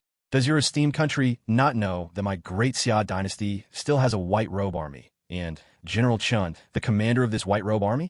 Besides the white robe army, led by General Chun, does your esteemed country not understand the other armies of my Great Xia Dynasty? Guojia laughed directly after hearing the minister's words. Then, he calmly spoke, and after speaking, he looked at the minister before him with a gaze, as if looking at an idiot. Chun Qingji and the white robe army were left to defend against my Mengyuan Imperial Dynasty? No sooner had Guojia's words fallen than the minister also remembered that the Great Xia Dynasty still had a white robe general, Chun Qingji. He then looked in the direction of the capital and muttered to himself. Guojia naturally heard his words, but he did not reply to the minister. Instead, he calmly turned his gaze towards Meng Ge. And the other ministers, who had originally been full of hope, also had their hearts sink to rock bottom after hearing Guojia's words. They had not expected that the Great Xia Dynasty still had an army defending against their Mengyuan Imperial Dynasty. Thus, all the ministers turned their gazes towards Meng Ge, who was sitting on the dragon throne. They wanted to hear His Majesty's opinion at this moment. The Great Xia Dynasty's army is indeed terrifying, but I wonder how many powerful experts still exist in the Great Xia Dynasty's Chang'an city at this time. If my Mengyuan Imperial Dynasty mobilizes all its foundations, will it be able to kill the Great Xia Dynasty's emperor? Just as everyone's gaze turned to Meng Ge, an old minister in the Great Hall slowly stepped forward and spoke. After speaking, the king realm chi belonging to him completely erupted. At this moment, it was as if he wanted to threaten Guojia. Yuan Qingdu. Feeling this king realm chi, Guojia unhurriedly spoke to Yuan Qingdu beside him. Upon hearing his words, Yuan Qingdu also directly unleashed the king completion realm chi on his body, and he took a step forward. A terrifying pressure instantly surged towards the old minister. His pressure was extremely terrifying. Even those ministers who were not his target also felt this terrifying pressure at this moment. Some of the weaker ministers were even directly overwhelmed by this pressure, and then looked at Yuan Qingdu, who was like a heavenly god, with terrified eyes. They had not expected that among the two envoys sent by the Great Xia dynasty this time, there would be such a terrifying existence. Chapter 232. The discussion failed, and the capital of the Mongol Yuan dynasty was shocked. The other elders, seeing this scene, also hastily stepped forward and released the qi from their bodies. Although their cultivation level was not as high as Yuan Qingdu's, they were, after all, the foundation of the Ming Yuan dynasty, so their cultivation had also reached the king realm. Only with the support of these several streams of qi were their auras barely able to contend against Yuan Qingdu's aura. Meng Gu, seeing this scene, reluctantly rubbed his forehead and then slowly shifted his gaze toward Guojia. Guojia showed no expression as he met Meng Ji's gaze. He simply looked leisurely at Meng Gu above him, a faint smile playing on his lips, as if none of this concerned him. Is the Great Xia dynasty truly planning to unify the entire eastern region? Looking at Guojia, Meng Gu could only speak to him helplessly, though after speaking, his eyes were filled with curiosity. Because at this moment, he already had some guesses about the Great Xia dynasty's actions. After all, if the Great Xia dynasty could truly unify the entire eastern region, then what difference would it make if they joined the Great Xia dynasty? The other ministers, upon hearing Meng Ji's words, looked incredulously at Guojia, but soon they realized the possibility that their Majesty had mentioned. After all, the Great Xia dynasty had already taken action against the other two imperial dynasties, and now an envoy from the Great Xia dynasty had appeared in their Ming Yuan dynasty. From this, the Great Xia dynasty's intentions were clear. That is correct. This is precisely the Great Xia dynasty's plan. I wonder what your Majesty has decided. Will you surrender to the Great Xia dynasty or choose to fight us to the death? Guojia replied without hesitation upon hearing Meng Ji's words, then leisurely looked up at Meng Gu and spoke slowly. After speaking, he quietly waited in place for Meng Ji's response. May I discuss this with the old ancestor? Meng Gu spoke to Guojia with a sense of helplessness after hearing his words, and a look of resignation and unwillingness appeared on his face. Very well. However, you only have half a month. If the Ming Yuan dynasty cannot provide an answer after half a month, you will face the army of the Great Xia dynasty. Guojia was not surprised by Meng Ji's words, but calmly looked at him. After speaking, he left the main hall immediately without any lingering thoughts, turning around and departing. Yuan Qingdu, who was beside him, held his phoenix-winged, gold-plated halberd and followed closely behind him, slowly walking toward the outside of the hall. Their footsteps were light, yet in the quiet hall, they sounded strikingly clear, as if every step landed directly on the hearts of the assembled people.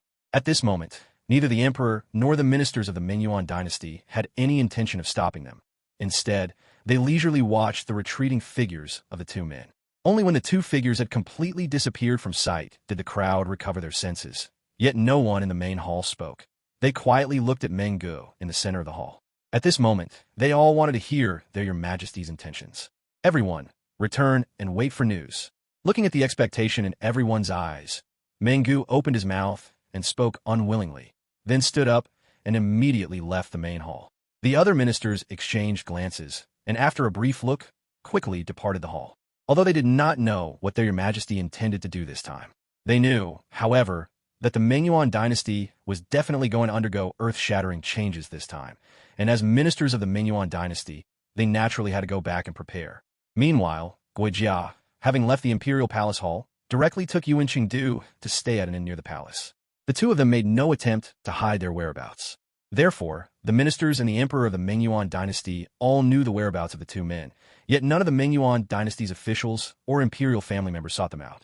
Military advisor, do you think the Ming Yuan dynasty will surrender to the Great Xia dynasty? After entering the inn, Yuan Qingdu curiously asked Guojia, and a look of surprise appeared on his face after he finished speaking. They should surrender. After all, the strength of the Great Xia dynasty far exceeds their imagination, and based on the power the Great Xia dynasty has displayed, they have no choice but to surrender. Guojia smiled leisurely after hearing Yuan Qingdu's words, then picked up a cup of tea from the table and began to drink. However, after taking a sip, he frowned. Clearly, drinking wine was his preferred choice, but since he had come here, he had to complete his mission. Thus, even though the tea did not taste as good as wine, he chose not to drink alcohol. Yuan Qingdu looked confident upon hearing his words, as he had absolute faith in the strength of their Great Xia dynasty. The news that the Great Xia Dynasty's envoy had appeared in the imperial palace quickly spread throughout the entire imperial capital today, and the demands put forth by the Great Xia Dynasty's envoy also quickly spread throughout the imperial capital. The cultivators in the imperial capital were completely shocked when they learned the purpose of the Great Xia Dynasty's envoy's visit. The Great Xia Dynasty is going too far. Do they truly believe there is no one left in our Mengyuan dynasty? Even if they're going too far, what can we do? We must know that the current strength of the Great Xia Dynasty far surpasses our imagination. Even the two major imperial dynasties are about to fall into the hands of the Great Xia Dynasty. So what can we do now? That's right. We just don't know what your majesty will choose, to surrender to the Great Xia Dynasty or resist desperately. No matter what your majesty chooses, I plan to resist desperately. After all, this is the last choice for our Mengyuan dynasty. Upon receiving this news, the cultivators in the imperial capital of the Mengyuan dynasty began discussing it heatedly. But at this moment, they were clearly all worried about the final choice the Mengyuan dynasty would make. Whether choosing to surrender to the Great Xia Dynasty or choosing not to surrender, both were extremely difficult decisions for them. Moreover, the power displayed by the Great Xia Dynasty also greatly shocked them, as they could now clearly see that they lacked the strength to resist the Great Xia Dynasty. Otherwise, their emperor would not have chosen to treat the two envoys from the Great Xia Dynasty in this manner. This is the world where strength is respected.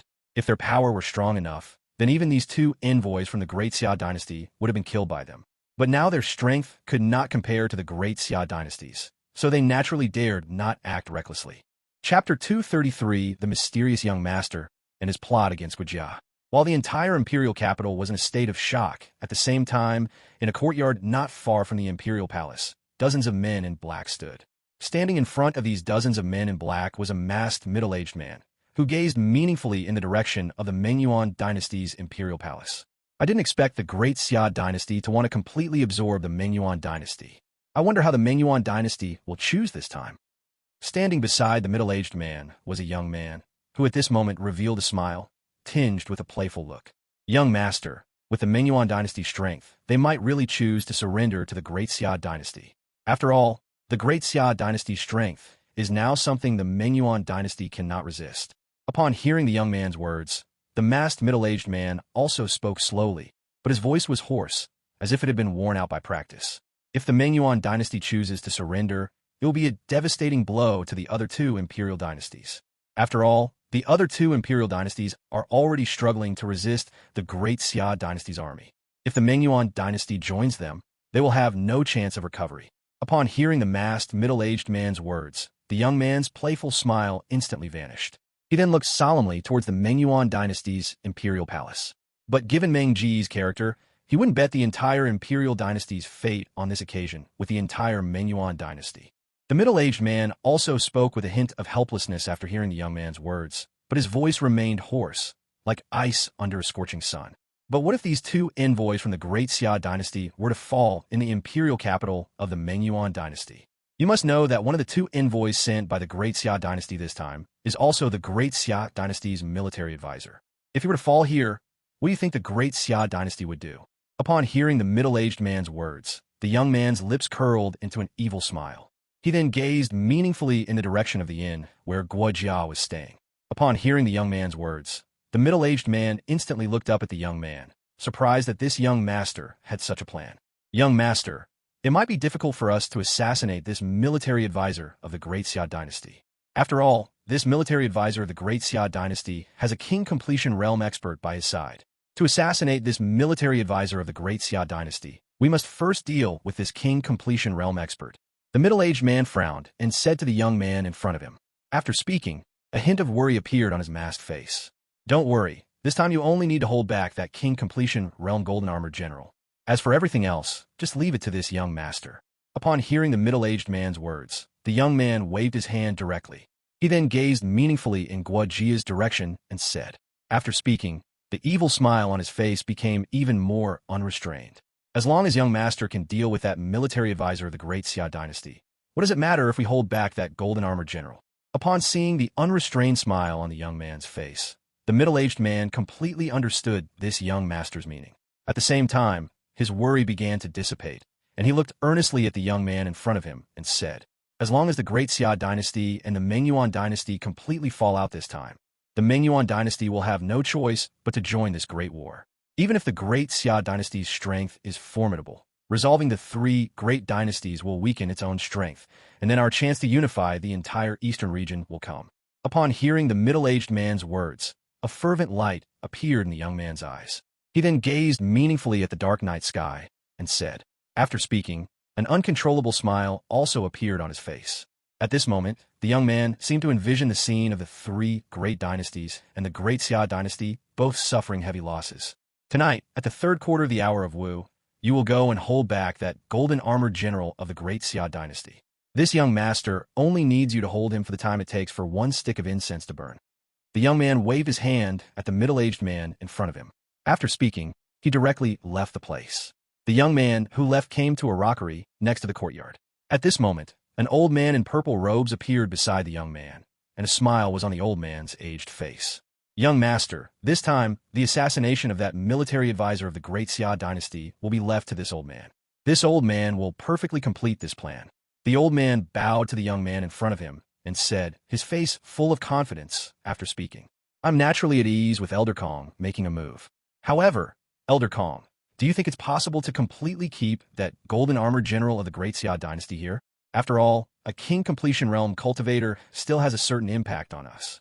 The young man waved his hand at the old man in front of him and said, however, at this moment, when he thought of that golden-armored general of the Great Xia dynasty, he still spoke to the old man with some hesitation. Our strength can indeed keep that golden-armored general of the Great Xia dynasty here, but doing so would also expose our whereabouts in the Mengyuan dynasty. At that point, it would probably be a net loss. The old man was stunned upon hearing the young man's words, but he quickly reacted and then spoke slowly to the young man. Since that's the case, let him live for now.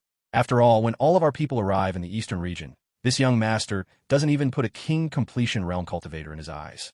The young man also waved his hand upon hearing the old man's words. Then, an excited expression appeared in his eyes, and at the same time, a look of anticipation also appeared in the young man's eyes. At this moment, Guijia still didn't know that he had been targeted by a mysterious young man. At this moment, he was still in the inn, waiting for the Mengyuan dynasty's reply.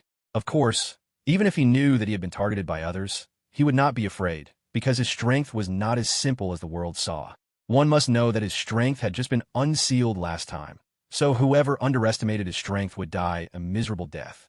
What's more, although Yuan Qingdu's cultivation was only at the king completion realm, his combat power far exceeded his cultivation. It could even be said that even an ordinary true king initial stage cultivator might not be his opponent.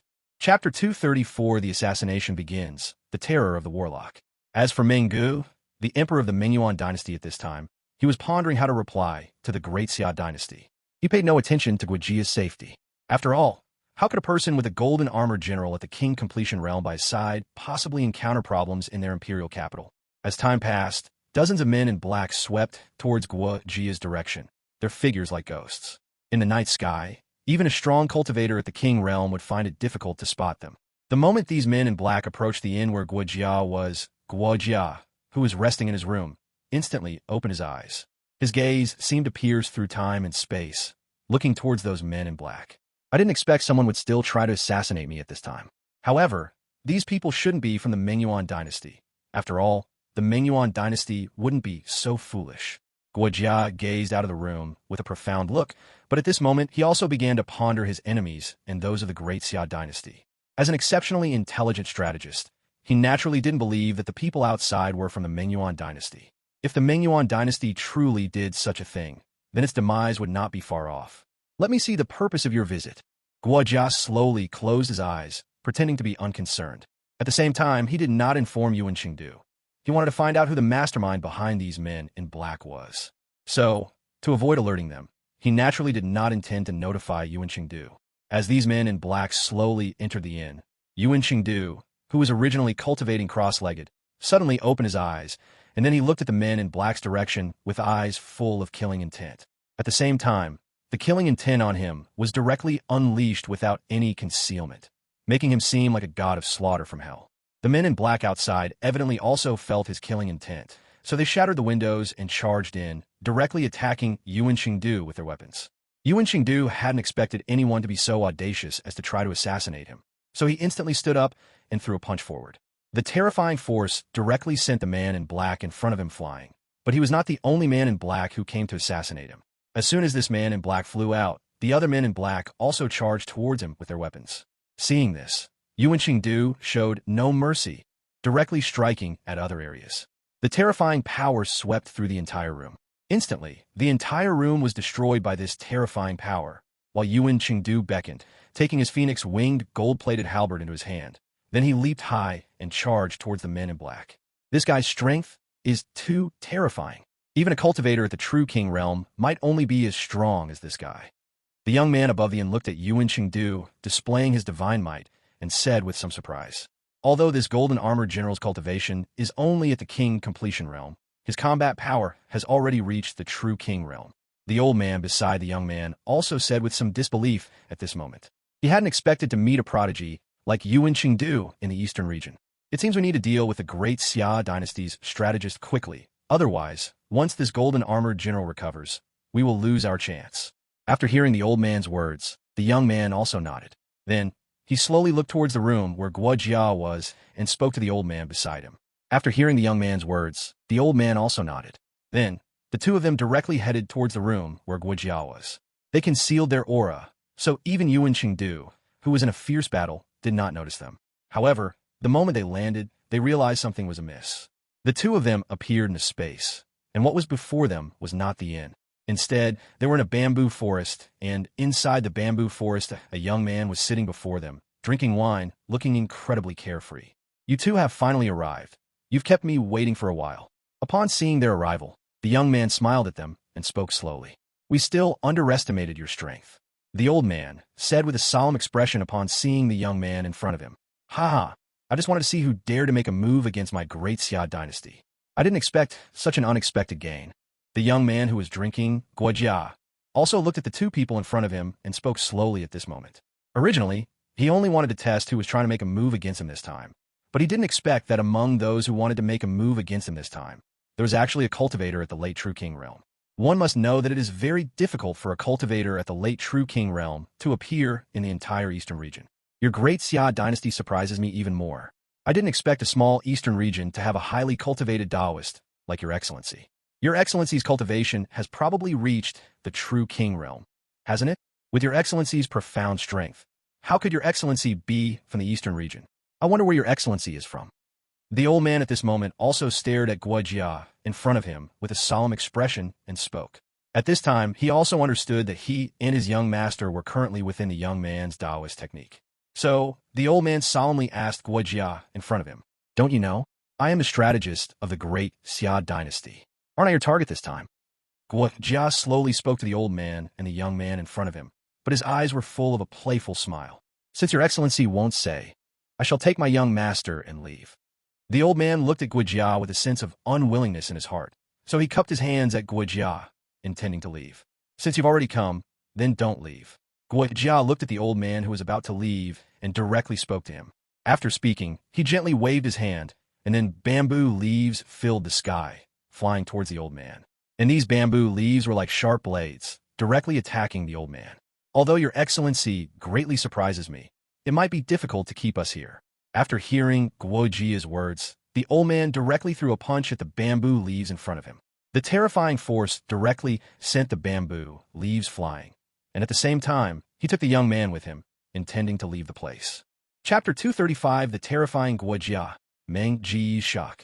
After Guo Jia saw this scene, a smile appeared on the corner of his mouth, and then he lightly waved his palm. The next second, bamboo leaves filled the sky, forming a cage that instantly imprisoned the two men. The elder was also extremely shocked to see this scene. He had not expected the Guo Jia before him to be so terrifying. However, at this moment, he did not choose to stop. Instead, he unleashed a full-strength punch toward the cage in front of him, sending terrifying power directly toward the prison. Yet this time, his terrifying power failed to leave any mark on the cage, as if a stone had sunk into the ocean. A look of horror appeared in the eyes of the elder upon seeing this scene. Even the young man beside him was looking at the cage with disbelief. He also hadn't expected this cage to be so terrifying. However, Guo Jia was leisurely drinking tea outside, as if none of this concerned him. "I refuse to believe I can't break you open." The elder roared, and then a long sword appeared in his hand. He immediately used the sword to slash at the cage in front of him again. This attack finally had an effect. A crack finally appeared in the cage, made of bamboo leaves. Seeing the crack, a look of delight finally appeared on the elder's face, because the presence of a crack meant he could break open the cage and escape. Immediately afterward, he swung the long sword in his hand once more, intending to cut the cage open. However, Guijia, who was outside, showed an amused smile when he saw this. He made no movement at all, instead watching leisurely as the elder inside the cage continuously launched attacks. In fact, the elder himself did not know that the cage he had split open was continuously healing. In just a few breaths, the crack he made had returned to its original state. Elder Kong, continuing like this will only waste your physical strength without breaking it open. Clearly, we have encountered a high-level sorcerer this time. The young master inside the cage also noticed this scene at this time, so he spoke helplessly to the elder beside him, a look of frustration on his face after speaking. He had not expected that coming here today to assassinate someone would result in him becoming someone else's captive. After hearing the young master's words, the elder also realized the situation, and he slowly turned his gaze toward the cage. At this moment, he also noticed the strangeness of the cage. Even after being attacked so fiercely by him, a cultivator of the late True King realm, the cage did not break open, but was slowly recovering instead. Young master, are we really going to surrender just like this? The elder said, looking at the young master with reluctance. He naturally knew that he could not escape this place relying on his own strength. However, he was unwilling to let his young master fall into danger. After all, his young master's status was so noble, and he did not want him to be bullied here. It seems we have no choice now. Let's see if we can negotiate with the sorcerer outside. After hearing the elder's words, the young master appeared indifferent. After all, the situation was already like this. Could it get any worse? However, Guijia outside had no intention of paying attention to them, continuing to leisurely drink his tea. Meanwhile, Yuan Qingdu, relying on his formidable combat power, had already killed several men in black.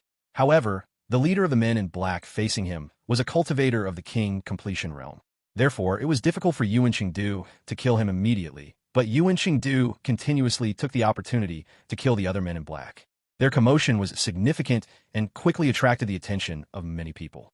The cultivators inside the inn naturally sensed the great battle in the sky, so they fled the inn one after another and gazed up at the sky. Their eyes were filled with terror. Although they did not know who was fighting in the sky, such a terrifying commotion naturally frightened them. At this moment, it was not only the cultivators outside who sensed the great battle in the sky. Even the emperor and the old ancestor of the Mengyuan dynasty inside the imperial palace sensed this terrifying fluctuation. After all, the inn where Yuan Qingdu and Guijia were located was very close to the imperial palace. Even if cultivators of the spirit roaming realm fought, they could sense it, let alone a battle between king realm experts. Old ancestor, why are the fluctuations from this great battle outside so terrifying? Is there a king realm expert fighting in our imperial capital? Meng Ge felt this terrifying fluctuation and asked the elder beside him, a look of anxiety on his face. One of the forces belongs to the envoy of the Great Xia dynasty, who came to our Mengyuan dynasty this time. It seems someone wants to assassinate the envoy of the Great Xia dynasty to provoke a war between our imperial dynasty and the Great Xia dynasty. After hearing his words, a grave expression also appeared on the face of the elder before him. As a king realm cultivator, the elder could naturally sense the great battle in the sky. At the same time, he naturally sensed the aura of Yuan Qingdu. If that is the case, then shouldn't we intervene to help the envoy of the Great Xia dynasty? Otherwise, if the envoy of the Great Xia dynasty truly perishes in our imperial capital, the war between our Mengyuan dynasty and the Great Xia dynasty will be inevitable. After Meng Gu heard the elder's words, a look of shock instantly appeared on his face, but he quickly recovered and questioned the elder beside him. Judging by the current situation, these assassins are no match for the Golden Armor General of the Great Xia dynasty. The Golden Armor General of the Great Xia dynasty is currently dominating those assassins. After hearing Meng Ji's words, the elder waved his hand. With his eyesight, he naturally saw that Yuan Qingdu already held the upper hand, so intervening now would not make much difference. If we don't intervene, will the Great Xia dynasty use this as an excuse to attack our Mengyuan dynasty? After all, no one knows who these assassins truly are. We can capture these assassins now to investigate and find out who is trying to benefit from the conflict. An elder beside Meng Ge, who had been keeping his eyes closed, slowly opened them and spoke. As one of the strongest experts here, he had naturally sensed the great battle in the sky from the beginning. However, he had initially been hesitant about whether or not to help the envoy of the Great Xia dynasty. Chapter 236, The Great Battle ends. Guo Jia questions the ancestor of the Mongol Yuan dynasty. The other old ancestors, who were initially indifferent, instantly reacted upon hearing the old ancestors' words. The Great Xia dynasty's strength was already greater than theirs.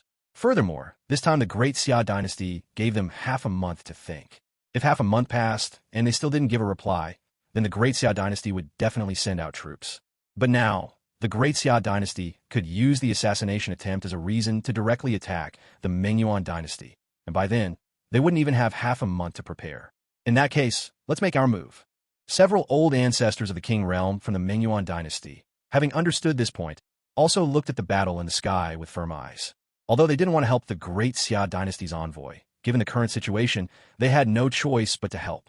Thus, these old ancestors transformed into several streaks of light and disappeared from their original positions. When they reappeared, they were already by Yuan Chengdu's side. How audacious of you to dare assassinate a guest of my Mengyuan dynasty in my imperial capital! One of the old ancestors shouted loudly at the man in black in front of him. His voice instantly spread throughout the entire imperial capital. In fact, he deliberately made his voice so loud for everyone to hear.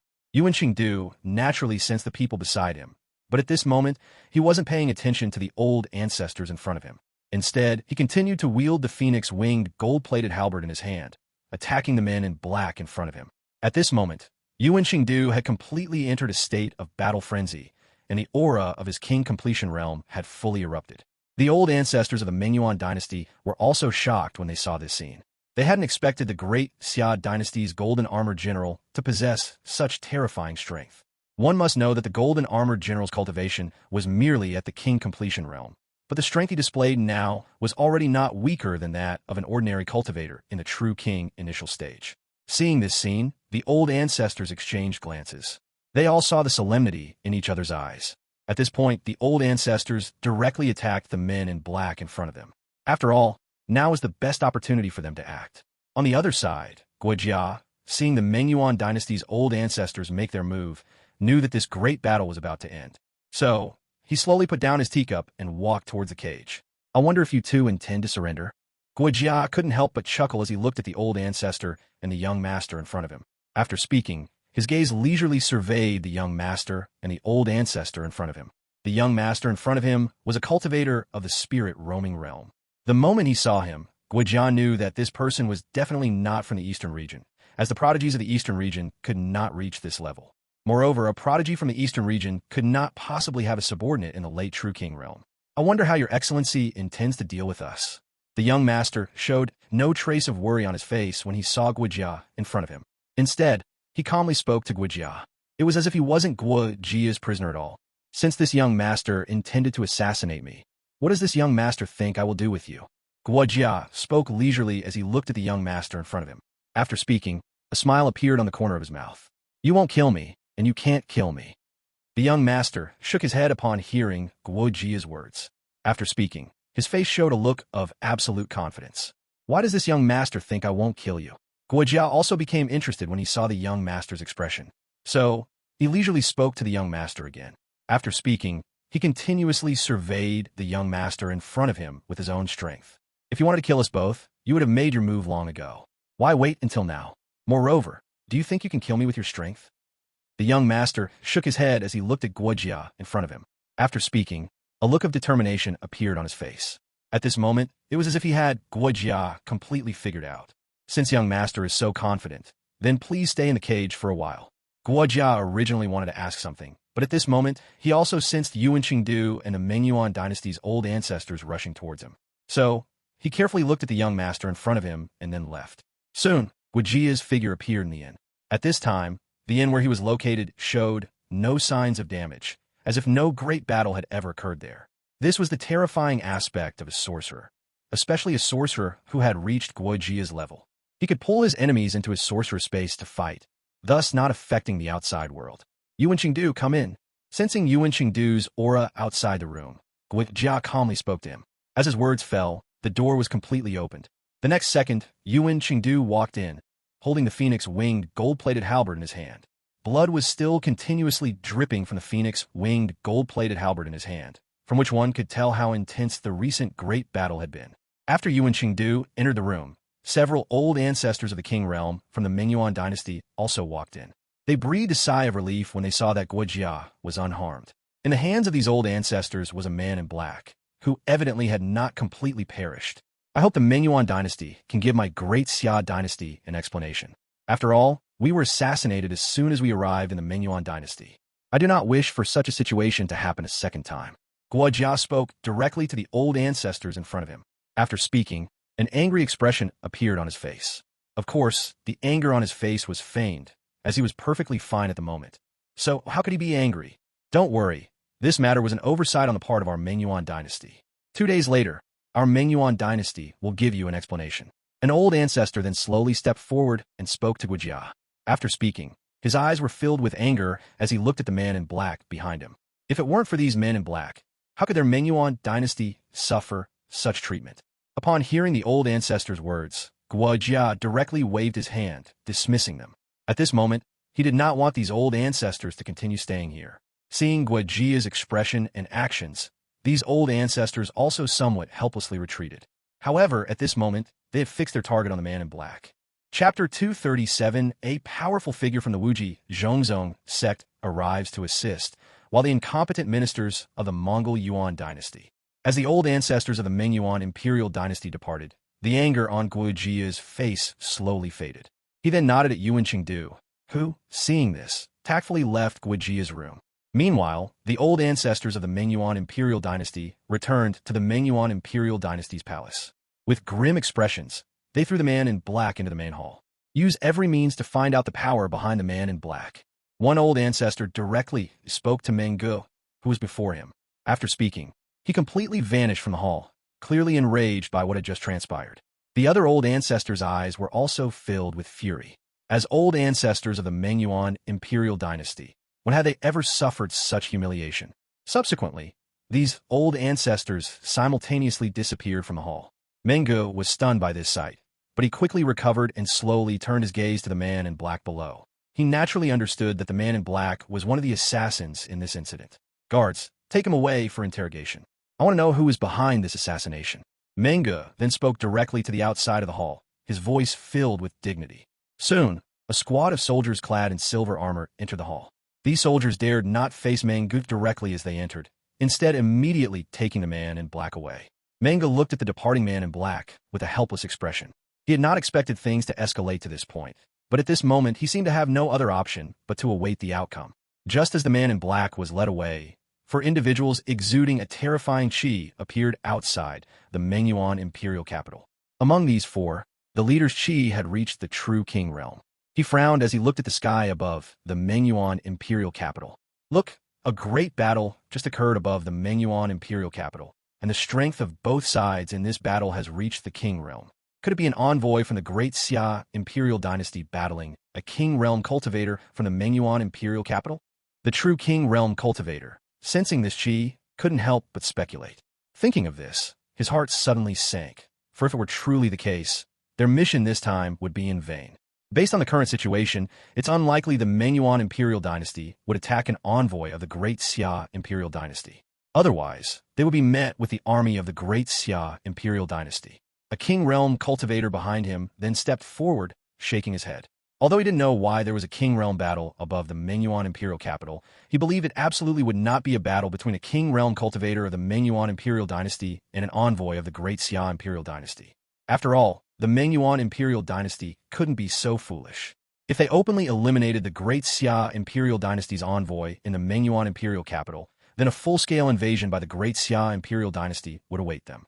The other king realm cultivators also nodded upon hearing his words, as they too felt that the king realm cultivator was correct. The current great Xia imperial dynasty was not so simple. Even their Wuji sect had surrendered to the great Xia imperial dynasty, let alone the smaller powers of the eastern region. Let's go in first. After all, our purpose this time is to help the great Xia imperial dynasty take down the Mengyuan imperial dynasty. Let's go in and complete the sect master's mission first. The leading true king realm cultivator then made a decision. Although they didn't know the specific situation within the imperial capital at the moment, their main purpose for coming this time was for the great Xia imperial dynasty to conquer the Mengyuan imperial dynasty, so they naturally couldn't stay here indefinitely. Soon, the 4 directly entered the Mengyuan imperial dynasty's imperial capital. As their strength had all reached above the king realm, no one noticed their entry into the imperial capital. The four who entered the imperial capital then began searching for the location of the Great Xia Imperial Dynasty's envoy. However, after searching for a while, they found no news about the Great Xia Imperial Dynasty's envoy. After all, how could these ordinary people know the location of the Great Xia Imperial Dynasty's envoy? Thus, the true King Realm cultivator of the Wuji sect directly headed to the residence of a Mengyuan Imperial Dynasty official. He didn't believe that a Mengyuan Imperial Dynasty official wouldn't know the location of the Great Xia Imperial Dynasty's envoy. So, the four quickly arrived at the residence of a second-rank official of the Mengyuan Imperial Dynasty. The second-rank official, who was originally riding furiously, naturally noticed the four standing before him. A look of terror instantly appeared on his face, and he asked the four before him somewhat blankly, "May I ask what the forcers are here for?" At this moment, although the second-rank official appeared somewhat composed, it was evident that his hands were constantly trembling. "Where is the envoy of the Great Xia Imperial Dynasty?" The true King Realm cultivator of the Wuji sect did not hesitate at this moment, directly speaking to the second-rank official. After speaking, he looked at the second-rank official before him with an impatient expression. There in the inn ahead. The second-rank official of the Mengyuan Imperial Dynasty, feeling the terrifying qi emanating from the individuals before him, immediately betrayed the two envoys of the Great Xia Imperial Dynasty. At this moment, although he didn't know why these individuals were looking for the Great Xia Imperial Dynasty's envoy, his most important priority was to save his life. This was why he didn't hesitate to betray the location of the Great Xia Imperial Dynasty's envoy. And the cultivators of the Wuji sect, upon hearing the words of the Mengyuan Imperial Dynasty's second-rank official, looked at him with disdain. They had not expected this second-rank official of the Wuji sect to so easily reveal the location of the Great Xia Imperial Dynasty's envoy. However, at this moment, they did not intend to eliminate the Mengyuan Imperial Dynasty's second-rank official.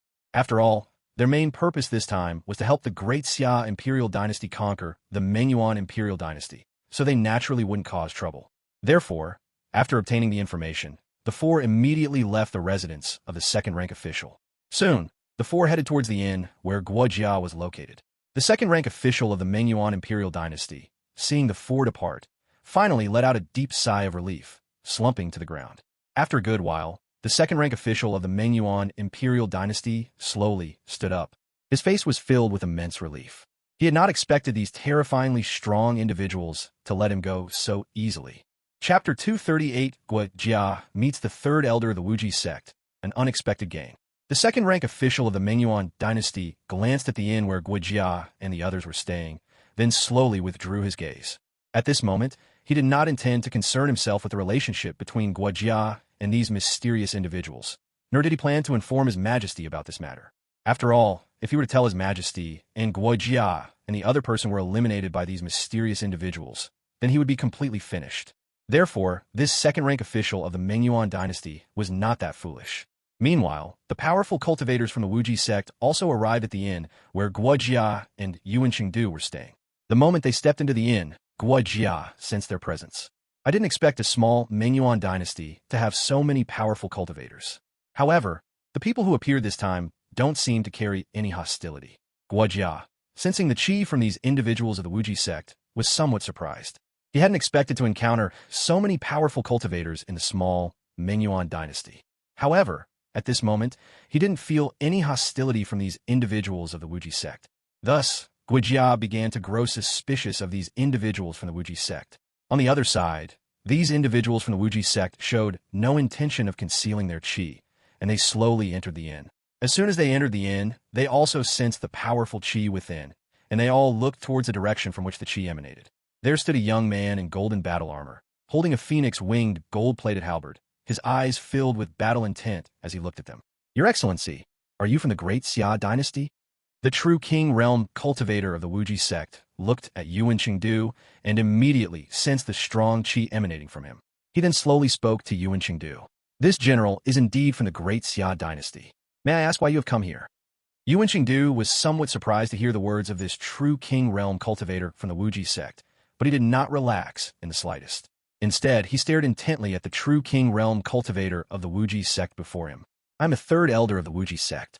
This time, I came to the Mengyuan Dynasty to assist the Great Xia Dynasty. The Wuji sect has already pledged allegiance to the Great Xia Dynasty, so you and I are not enemies." Upon seeing the expression on Yuan Qingdu's face, the third elder of the Wuji sect slowly waved his hand, then slowly spoke to Yuan Qingdu. After speaking, he stood in place, awaiting Yuan Qingdu's response. People from the Wuji sect. Yuan Qingdu was somewhat surprised to hear the words of this third elder of the Wuji sect. Although Guijia and he were currently in the Mingyuan dynasty, the net of Luo had also sent them news of the Wuji sect, so they naturally knew that the Wuji sect had already pledged allegiance to their great Xia dynasty. Thinking of this, Yuan Qingdu also reined in his qi and then slowly looked down at the individuals from the Wuji sect. In that case, come in with me. After a while, Yuan Qingdu slowly spoke to the third elder and the other individuals of the Wuji sect. The individuals of the Wuji sect had no major objections to this scene. Instead, they directly followed Yuan Qingdu's footsteps into the inn. However, the third elder of the Wuji sect waved his hand, instructing one of the true King Realm cultivators of the Wuji sect to stay behind and manage their living arrangements. Soon, the remaining individuals of the Wuji sect followed Yuan Qingdu's footsteps into the room where Guojia and the others were staying. At this moment, Guojia naturally already knew the identities of these individuals before him. So as the third elder of the Wuji sect entered, he slowly scrutinized them with his eyes. Although Guojia knew that the Wuji sect had pledged allegiance to their great Xia dynasty, he hadn't expected the Wuji sect to send people to support them. I am Guojia, the military advisor of the great Xia dynasty. It is a pleasure to meet you all. Guojia slowly spoke to the individuals of the Wuji sect before him. After speaking, he also waved his hand, signaling for the individuals of the Wuji sect to sit down. The third elder of the Wuji sect immediately sat down after hearing his words, but as he sat, he frowned, for he sensed the traces of battle around him. I'm the third elder of the Wuji sect.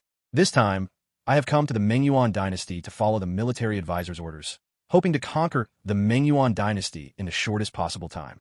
However, at this moment, he did not ask Guojia any questions.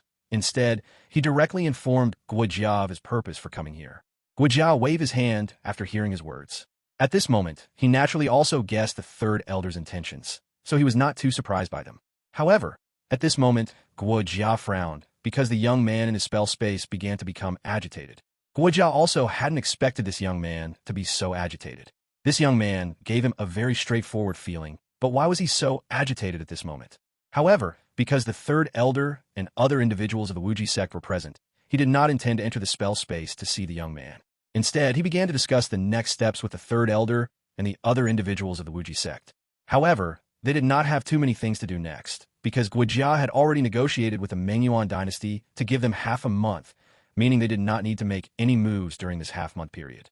After the matters were discussed, the third elder of the Wuji sect also left the room where Guojia was with the other individuals, and Yuan Qingdu naturally also left at this time.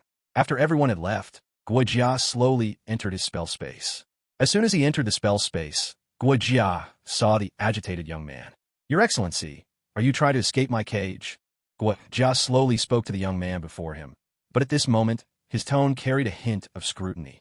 I didn't expect your great Xia dynasty to collude with the Wuji sect. If the great Xia dynasty does not want to be annihilated, then completely cut ties with the Wuji sect, otherwise, you will definitely face annihilation. After Guojia entered, the young man looked at Guojia with a playful expression. Then with a deep meaning in his eyes, he spoke to Guojia. I didn't expect you to even know about the Wuji sect. However, the Wuji sect is now a subordinate sect of my great Xia dynasty, so their enemies are our enemies. Guojia hadn't expected the young man before him to know of the Wuji sect's existence, so he looked at the young man with some surprise, then slowly spoke to him. Chapter 239, The Past of the Wuji Sect and Its Enemies. Although Guojia didn't know how powerful the Wuji sect's enemies were at this moment, the great Xia dynasty's strength wasn't something anyone could provoke. Moreover, he still wanted to extract information about the Wuji sect's enemies from the young man in front of him. You'll never know how powerful the Wuji sect's enemies are. Even we would need to deal with his enemies seriously, let alone a small imperial dynasty like yours. The young man spoke disdainfully after hearing Guojia's words, as if he could already envision the great Xia dynasty's impending demise. I wonder if the Wuji sect's enemies are Saint entry-level cultivators or Saint King-level cultivators. Guojia looked at the young man in front of him, growing interested, and then began to question him. Why should I tell you? This young master just wants you to live through these days in fear. The young man looked at Guojia's serious inquiry with pride, then turned his head away, ignoring Guojia. It seems young master is not yet familiar with the great Xia dynasty's punishments. If young master refuses to speak, then I can let young master experience the great Xia dynasty's punishments. Guojia looked at the proud young master in front of him, feeling a bit bored, and slowly spoke to the young man. After he finished speaking, a sinister glint appeared in his eyes. The young man, who had been full of pride, instantly turned grim after hearing Guojia's words. He hadn't expected Guojia to plan to torture him. The old man beside the young man, meanwhile, helplessly rubbed his head. He hadn't expected his young master to still dare to treat the person in front of them like this. One must know that they were like meat on a chopping block now. The person in front of them could treat them however he wished. Your Excellency, as long as you don't harm my young master, this old man can tell your Excellency about the Wuji sect and its enemies. So, the old man sighed and slowly stepped forward, speaking to Guojia. He was very helpless at this moment. As if he truly didn't speak, his young master would likely suffer punishment. Moreover, even if they didn't tell Guojia, the Wuji sect's third elder outside could tell him, so whether they spoke or not didn't have much impact on them. As long as you tell me, I won't harm this fellow. Guojia nodded after hearing the old man's words.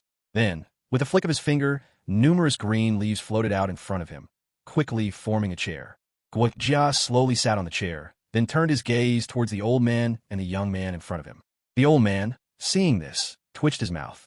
He hadn't expected that he was still in a cage, yet the person listening to the story was facing him in such a manner. Wasn't this blatant humiliation? However, he didn't dare to get angry at this moment, as his and his young master's lives were still in the hands of the person in front of them. Since your Excellency knows that the Wuji sect strength is not to be underestimated, then your Excellency must have guessed that the Wuji sect does not belong to the eastern region, right? The old man began to speak to Guojia. After the old man finished this sentence, Guojia also nodded, as he knew that the Wuji sect could not have originated from the eastern region.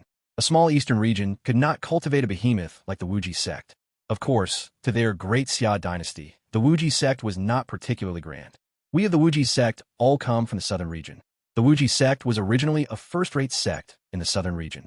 Their old ancestor once reached the perfected saint realm, making them a top-tier first-rate force in the entire southern region. However, later, because they offended, the old man then recounted the entanglement between the Wuji sect and the sects of the southern region. It turned out that the Wuji sect was formerly a first-rate power in the southern region, and in the past there were over a dozen saint entry-level cultivators within the Wuji sect.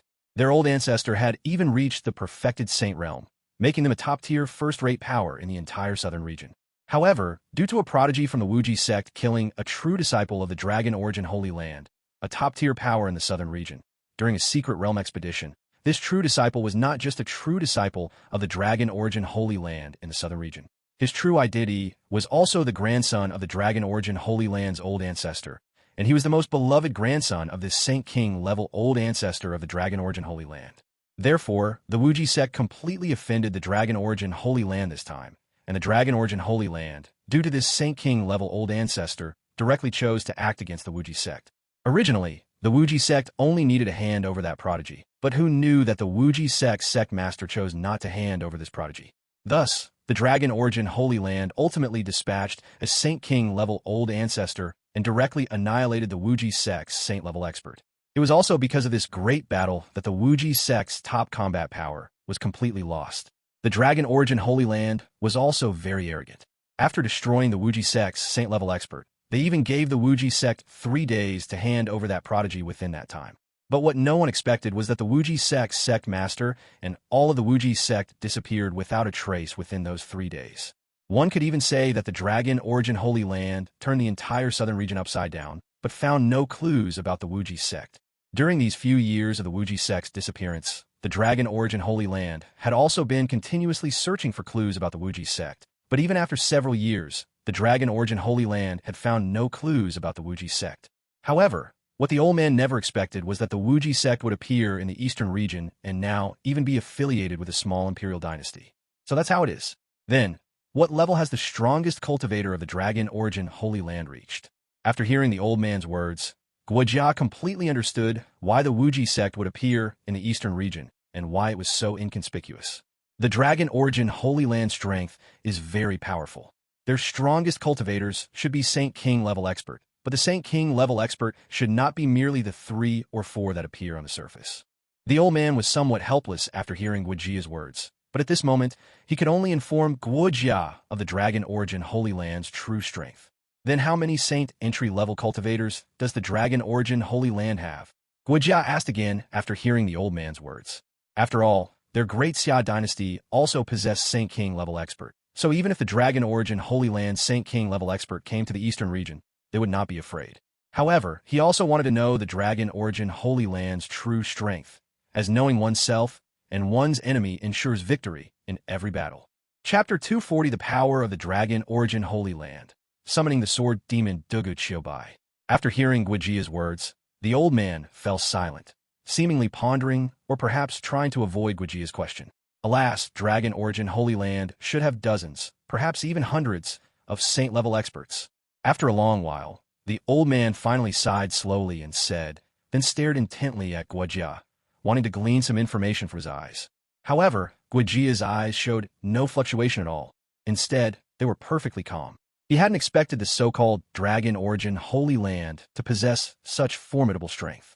Although the Great Xia Dynasty might not be a match for the Dragon Origin Holy Land now, given their growth rate, they would soon catch up to the Dragon Origin Holy Land's power.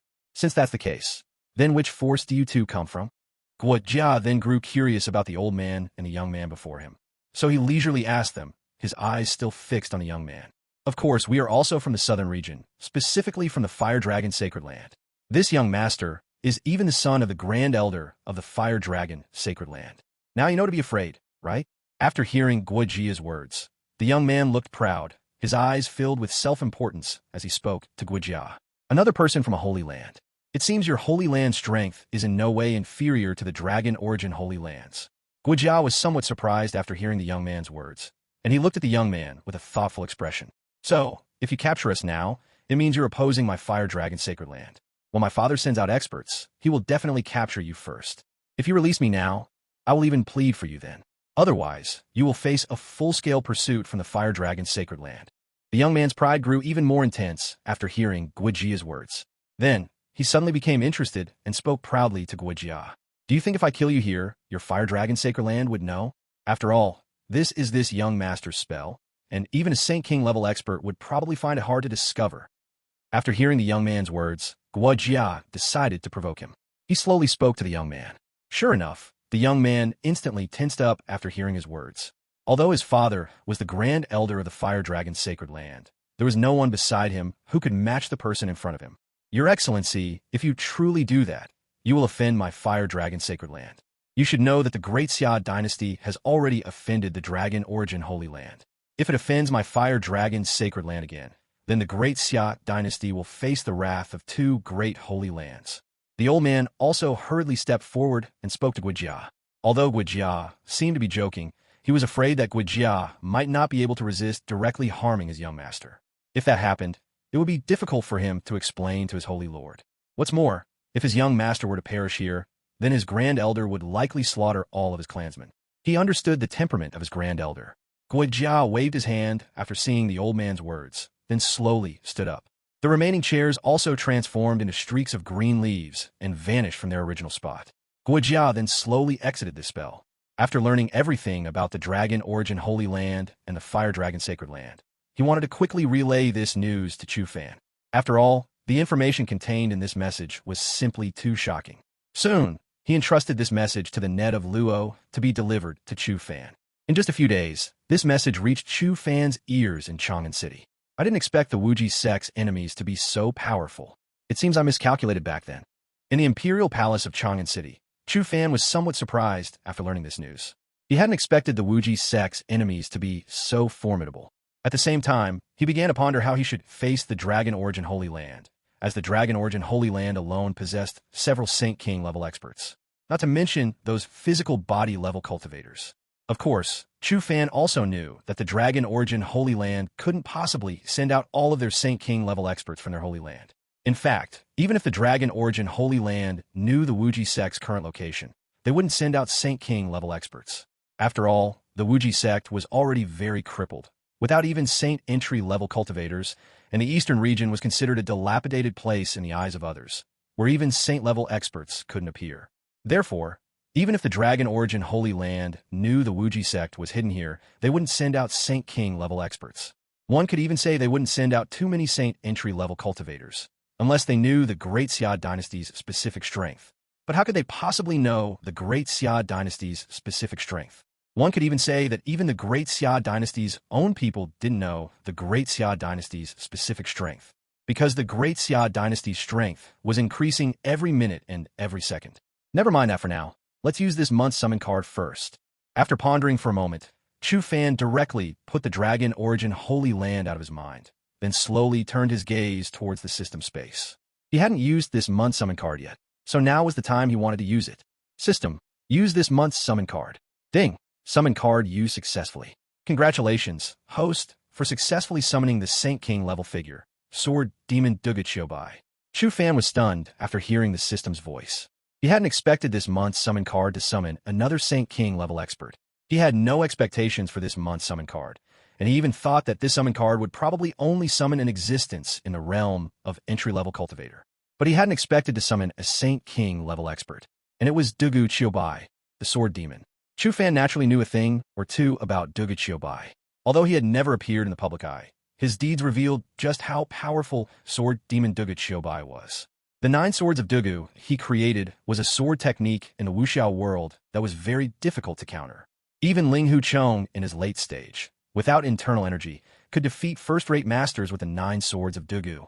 From this, one could see the extraordinary nature of Sword Demon Dugachiobai. Furthermore, Yanghua also learned the heavy sword technique from him and became invincible under heaven. If Yanghua hadn't appeared in Dugu Chiobai's sword tomb, then the character of Shi Kuang, one of the 5 greats of the martial world, would not have emerged. Chapter 241. Dugu Chiobai and his companions depart for the western regions, on the eve of the decisive battle of the Fengyan dynasty. Moreover, the cultivator of Sword Demon Dugu Chiobai, who was summoned this time, reached the mid-stage Saint King, a minor realm higher than Sword God Li Changgang.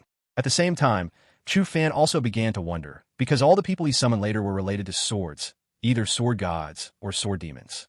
However, it was a good thing that these people had high cultivation, otherwise he would have been very puzzled. Thinking of this, Chu Fan directly summoned Sword Demon Dugu Chiobai. Soon, an old man appeared in front of him.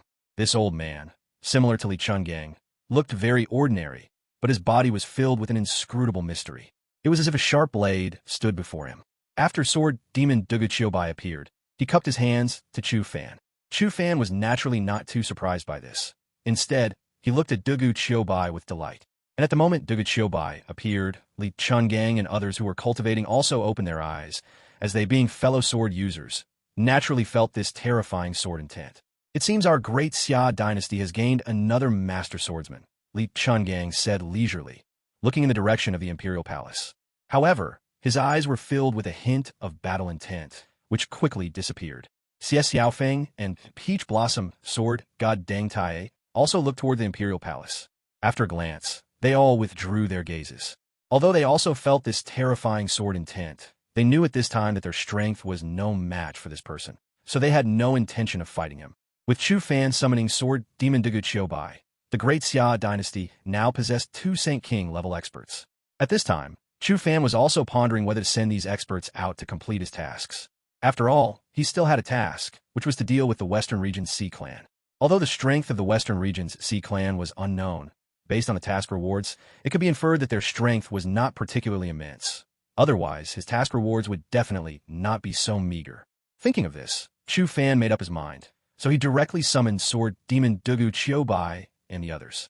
Following Chu Fan's command, Dugu Chiobai and the others all appeared in the Imperial Palace's main hall. Among them, the most terrifying sword intent belonged to Yen 13, whose sword intent was so formidable because he never restrained it. The others, however, had restrained their sword intent. For example, Li Changgang appeared very ordinary. Dugu Chiobai, Li Deng Tai, Xie Xiaofeng, and Xiang Yu to the Western regions to eliminate the Western Region's Sea Clan.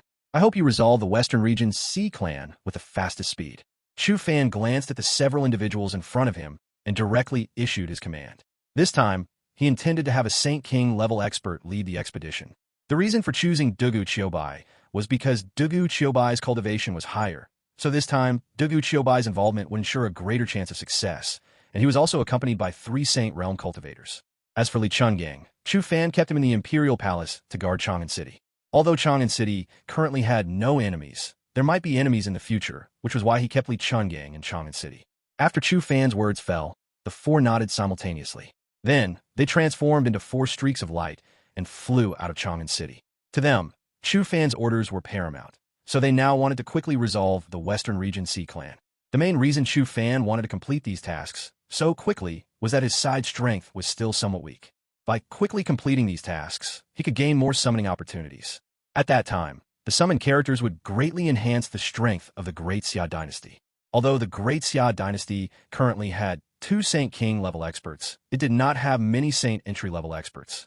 This was also why Chu Fan now wanted to increase the number of Saint entry level experts in the Great Xia Dynasty. Of course, Chu Fan hoped that the Great Xia Dynasty could have more Saint King level experts. While Bai and the others were heading to the western region's Xi clan, as time passed, the armies of Chen Jibao and Yu Fei from the Fengyan Dynasty had already converged.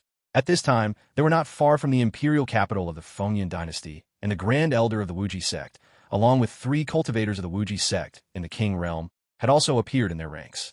Knowing that these people were there to help them, Chen Jibao and Yu Fei were not too surprised, as they had both learned from the net of Luo that the Wuji sect had pledged allegiance to their side. Now, we will reach the imperial capital of the Fengyan Dynasty in a few days at most. Then, the true decisive battle will arrive. However, the battle for the imperial capital of the Fengyan Dynasty is also the final decisive battle of this great war, so we must not take it lightly. In a city of the Fengyan Dynasty, Yu Fei looked at the map of the Fengyan Dynasty with a hint of joy on his face, then pointed his finger towards the imperial capital of the Fengyan Dynasty. That would be the location of their final decisive battle this time. Whether it's high-end combat power or army combat power, we have the advantage. The main goal of this great war is to minimize our casualties. Chen Jibao naturally saw where Yu Fei was pointing, so he calmly said, without any trace of worry on his face. At that time, let Zilong and the others press forward. After all, with Zilong and them serving as the vanguard, I believe there won't be too many casualties this time. Yu Fei naturally understood his meaning, so he leisurely looked at Zhao Zilong, Yang Zixing, and others beside him, and of course Li Yuanba, who was grinning foolishly on the side. As for the individuals from the Wuji sect, they will be our trump card in this great war. As long as the true experts of the Fengyan Dynasty make a move, you will directly stop them. At that time, the outcome of this great war will be in your hands. After speaking, Yu Fei looked at the individuals from the Wuji sect again, his eyes calm and without any ripples. Please rest assured, General, we will definitely block those experts of the Fengyan Dynasty for you. Upon hearing Yu Fei's words, the Grand Elder of the Wuji sect stepped forward and assured Yu Fei. After all, they were a first-rate sect from the southern regions, so they did not think too highly of a small Fengyan dynasty. Moreover, this time they had even dispatched the Grand Elder, a cultivator in the late True King realm, and 3 cultivators in the late King realm and Perfection realm. Chapter 242, The Panic of the Fengyan Dynasty, Yin Xiaoyin's Decision. Yu Fei also nodded after hearing the words of the Wuji sect's Grand Elder. He had complete confidence in this Grand Elder of the Wuji sect. He did not believe that this late True King realm Grand Elder of the Wuji sect would be unable to stop the old ancestor of the Fengyan Dynasty. At that time, you and I will each command and oversee an army, and then I will completely annihilate the Fengyan Dynasty. Yu Fei slowly looked toward Chen Jibao beside him and spoke, though it was clear his eyes were filled with excitement. I agree, but I can also act as the vanguard in this great battle. Chen Jibao's eyes were filled with a hint of murderous intent at this moment. Although he was an excellent commander, he preferred leading the army to charge at the front. No, my strength is still insufficient. I fear that if the old ancestors of the Fengyan Dynasty are forced to slay the commanders in our Great Xia Dynasty army, I will be unable to protect them. Your strength, however, happens to be able to compensate for this. After hearing his words, Yu Fei shook his head and spoke with a bitter expression. Although his strength had broken through to the king realm during this period, he was only at the early stage king. It would still be difficult for him to fight a true king realm cultivator. Therefore, he needed Chen Jibao, a commander with higher cultivation, to oversee the entire army. After hearing Yu Fei's words, Chen Jibao also realized the situation, and he nodded seriously at Yu Fei. After the two finished discussing the details of this great battle, their armies began to rest and reorganize within the city. However, the Great Xia Dynasty army seemed incredibly energized at this moment, because once the upcoming great battle was over, they would completely conquer the Fengyan Dynasty. At that time, the entire Fengyan Dynasty would become their territory, and their armies would be the meritorious officials of this endeavor. Unlike the side of the Great Xia Dynasty, the imperial capital of the Fengyan Dynasty appeared strangely eerie at this moment. Many people were constantly fleeing the imperial capital of the Fengyan Dynasty, and some of these people were ministers of the Fengyan Dynasty. They no longer held any hope for the Fengyan imperial city, as the Great Xia Dynasty army had already appeared outside the imperial capital of the Fengyan Dynasty. How could they possibly gamble their lives on this great battle? Furthermore, knowing the strength of the Great Xia Dynasty army, they realized that the Fengyun Imperial Dynasty's army might not be able to resist this attack. As for the common people, they were silently praying that this great battle would not affect them too much, as it would certainly be extremely difficult for them, as commoners, to flee the imperial capital of the Fengyun Dynasty. Besides, this was the place they relied on for survival. Where could they go if they fled? In the main hall of the Fengyun Dynasty, Yun Xiaotian now had a head full of white hair, looking decades older. No one knew what exactly had happened to him during this period. At this moment, his eyes were filled not only with rage, but mostly with helplessness and unwillingness. He had not expected that in less than 2 months, their Fengyun Dynasty would nearly face complete collapse. Now, the complete dissolution of the Fengyun Dynasty was not far off. However, Yun Xiaotian did not intend to be the one who lost the country. Instead, he was constantly planning to find a chance to resolve this great battle. Reporting to Your Majesty, war intelligence has arrived from the front. The Great Xia Dynasty army will reach the imperial capital walls in 3 days at most. Just as Yun Xiaotian looked unwilling, a scout quickly entered the main hall and spoke to Yun Xiaotian on the high platform. The scout appeared extremely nervous at this moment. After all, His Majesty had changed a lot during this period. He was afraid that if he wasn't careful, His Majesty might eliminate him. They're coming so fast. Is heaven trying to destroy my Fengyun Dynasty? Upon hearing the scout's words, Yun Xiaotian slowly raised his head, his eyes filled with loneliness and unwillingness. However, a look of struggle quickly appeared on his face, and then the loneliness and unwillingness in his eyes were instantly consumed by a burst of fury. Following this, he slowly stood up from the dragon throne. The weariness in his eyes instantly vanished, replaced by the look of a ferocious tiger about to awaken. Go and summon all ministers to the main hall immediately. His voice, full of majesty, spread out. Subsequently, he looked like a revived, fierce tiger, gazing down at the scout below. When the scout felt the terrifying qi emanating from Yun Xiaotian, he was trembling uncontrollably under the pressure. After kowtowing to Yun Xiaotian, he instantly vanished from the main hall. After the scout disappeared, only Yun Xiaotian, the emperor, remained in the entire hall. Although he was filled with majesty, a hint of unwillingness could still be seen on his face. The time it takes for an incense stick to burn quickly passed, and during this time, the ministers of the Fengyun Dynasty rushed towards the imperial palace. Complex footsteps soon appeared in the palace. Then, the ministers quickly lined up and entered the main hall. Upon entering the main hall, they saw Yun Xiaotian above. Yun Xiaotian was slowly gazing outside the palace, acting as if he had not noticed the ministers entering. We respectfully greet Your Majesty. However, these ministers dared not pretend not to notice their emperor. They all bowed toward Yun Xiaotian, their voices echoing melodiously. Yun Xiaotian, who had been staring into the distance, was pulled back by their voices. He slowly looked toward the group of ministers in the main hall. Seeing the vacant seats in the main hall, Yun Xiaotian felt a bit helpless. He naturally knew what those empty seats in the hall represented, but at this moment, he did not intend to deal with those people. Instead, he planned to fight a decisive battle with the Great Xia Dynasty. Rise. Then, with a hint of loneliness in his eyes, he waved his hand toward the ministers and spoke. After speaking, he returned to his dragon throne and sat down. At this moment, he looked even more like an emperor. We thank Your Majesty. After hearing Yun Xiaotian's words, the ministers simultaneously bowed to him once more before finally standing up. After standing up, all the ministers stared at Yun Xiaotian above with solemn gazes. Although they did not know why Yun Xiaotian had summoned them here, they already had some guesses. I believe everyone knows why I have summoned all of you here this time. Chapter 243, The Last Struggle of the Fengyun Dynasty. Yun Xiaotian meets the ancestor. His voice contained no emotion, as if it were emitted by a machine devoid of feeling. The ministers below, upon hearing his words, offered no reply. Instead, they stared intently at Yun Xiaotian above, waiting for what he would say next. The army of the Great Xia Dynasty is already approaching our imperial dynasty's capital. According to the intelligence gathered by our spies, they will reach the city gates of the capital in 3 days at the most. Yun Xiaotian naturally understood what the ministers were thinking. He spoke slowly again, a hint of unwillingness appearing in his voice this time. Clearly, Yun Xiaotian's heart was not calm upon receiving this news, as no one wished for their own nation to be destroyed so easily. The ministers below were even more shocked after hearing Yun Xiaotian's words, and expressions of disbelief appeared on the faces of many of them. Although they had harbored some suspicions, they had not expected the Great Xia Dynasty's army to arrive so quickly. One must know that in less than 2 months, the great Xia dynasty's army was about to occupy almost the entirety of the Fengyun dynasty. No one could believe such a situation. Your Majesty, how many troops do we still have within the capital now? After hearing Yuan Xiaoyan's words, an old general stepped forward and spoke earnestly, his eyes filled with complexity. At this point, they had no other choice but to fight with all their might, which was why they needed to know the exact number of troops in the capital.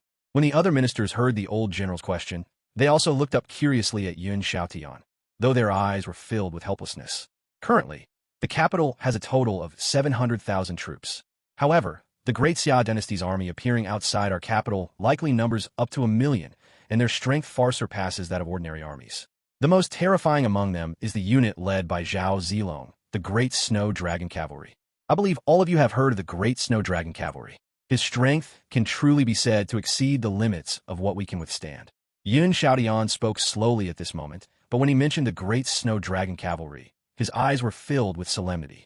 During the battles of this period, he had thoroughly grasped the terrifying power of the Great Snow Dragon Cavalry.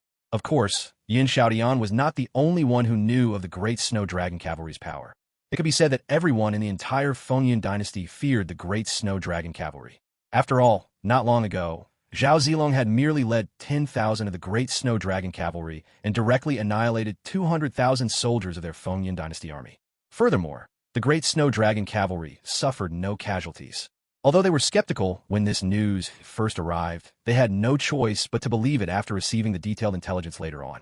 If that is truly the case, then it will be difficult for us to resist the Great Xia dynasty's attack. The solemnity in the old general's eyes intensified after hearing Yuan Xiaoyan's words. After all, their current army was already smaller than the Great Xia dynasty's army, and the Great Xia dynasty also had the Great Snow Dragon Cavalry led by Zhao Zilong. The legend of the Great Snow Dragon Cavalry had long circulated throughout their Fengyun dynasty, so naturally, they were wary of the Great Snow Dragon Cavalry's power at this moment. No matter what, this time we must fight the Great Xia dynasty to the death. Only by doing so will we have a sliver of hope.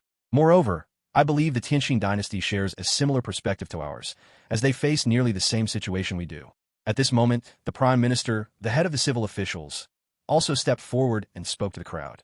Although the Prime Minister of the Fengyun dynasty was not strong in terms of martial power, he still chose not to retreat, instead believing they should fight the Great Xia dynasty to the death. After hearing the Prime Minister's words, a look of gratification appeared on Yuan Xiaoyan's face. Although he knew they might not win this great battle, and it was even possible that the Fengyun dynasty would cease to exist after it. Seeing his prime minister face death so fearlessly, he made him feel that it was somewhat worthwhile. However, when he thought about the Great Xia dynasty simultaneously launching attacks against both them and the Tianqing dynasty, he still felt helpless.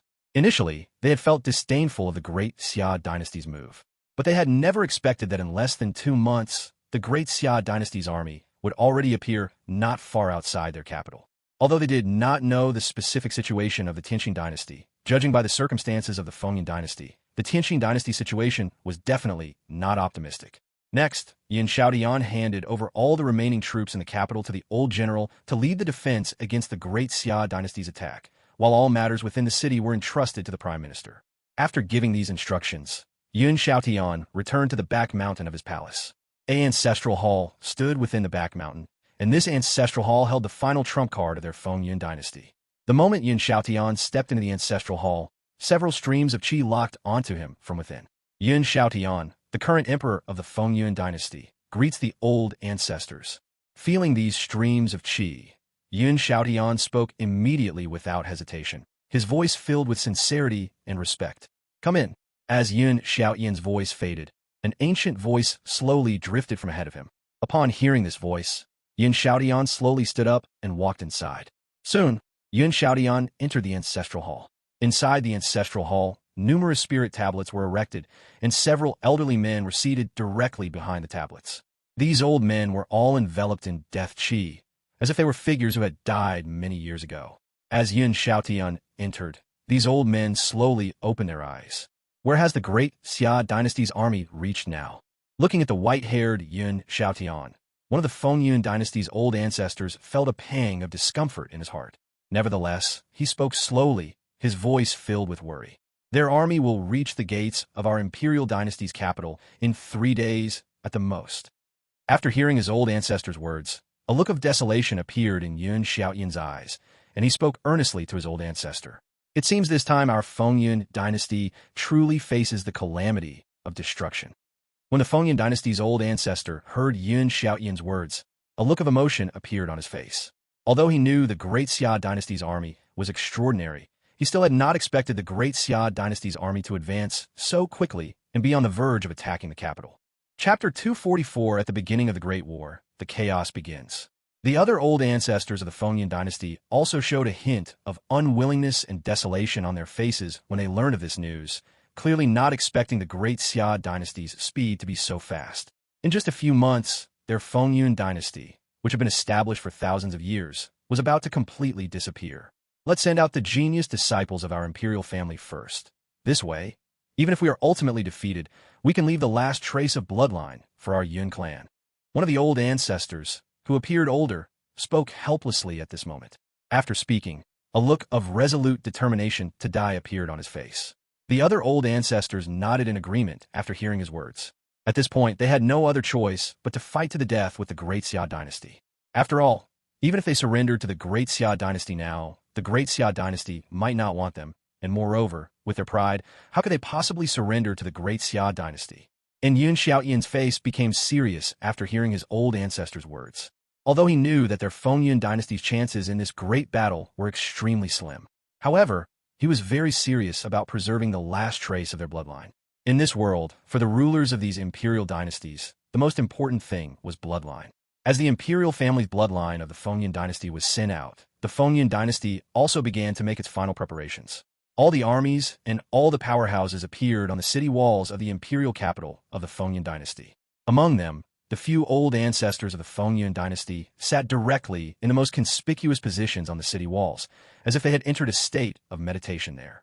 As for the other generals of the Fengyun dynasty, they stood on the city walls with a look of facing death without fear. Of course, besides these loyal generals, some had already fled the imperial capital of the Fengyun dynasty.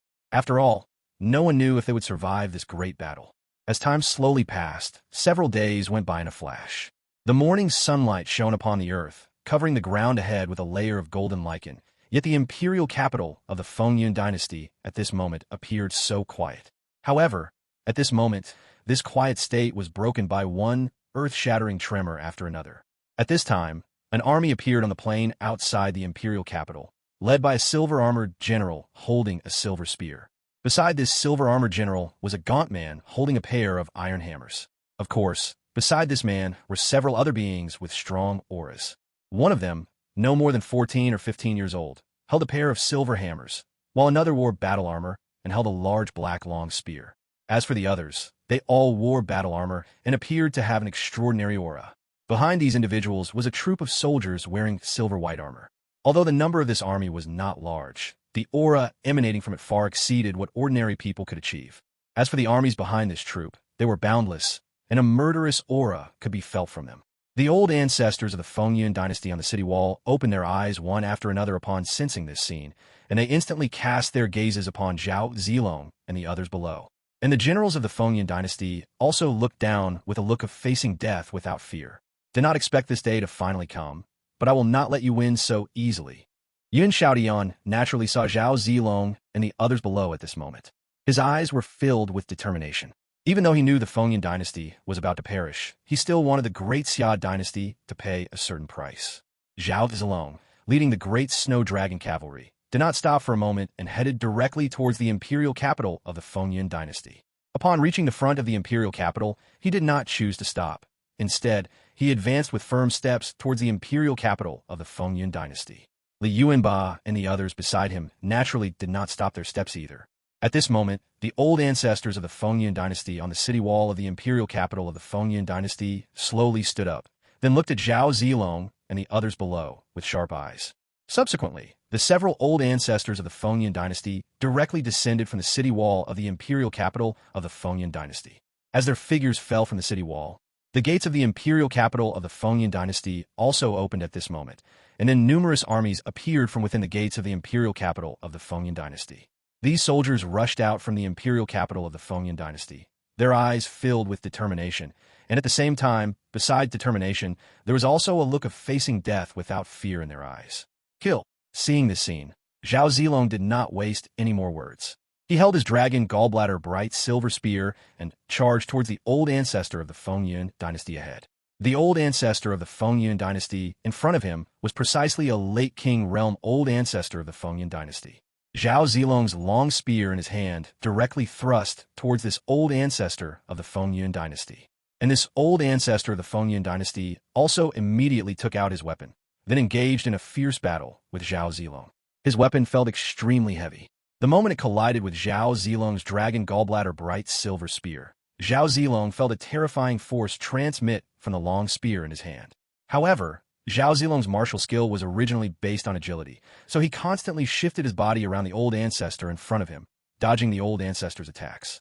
Subsequently, Zhao Zilong instantly transformed into a streak of light and appeared in the sky.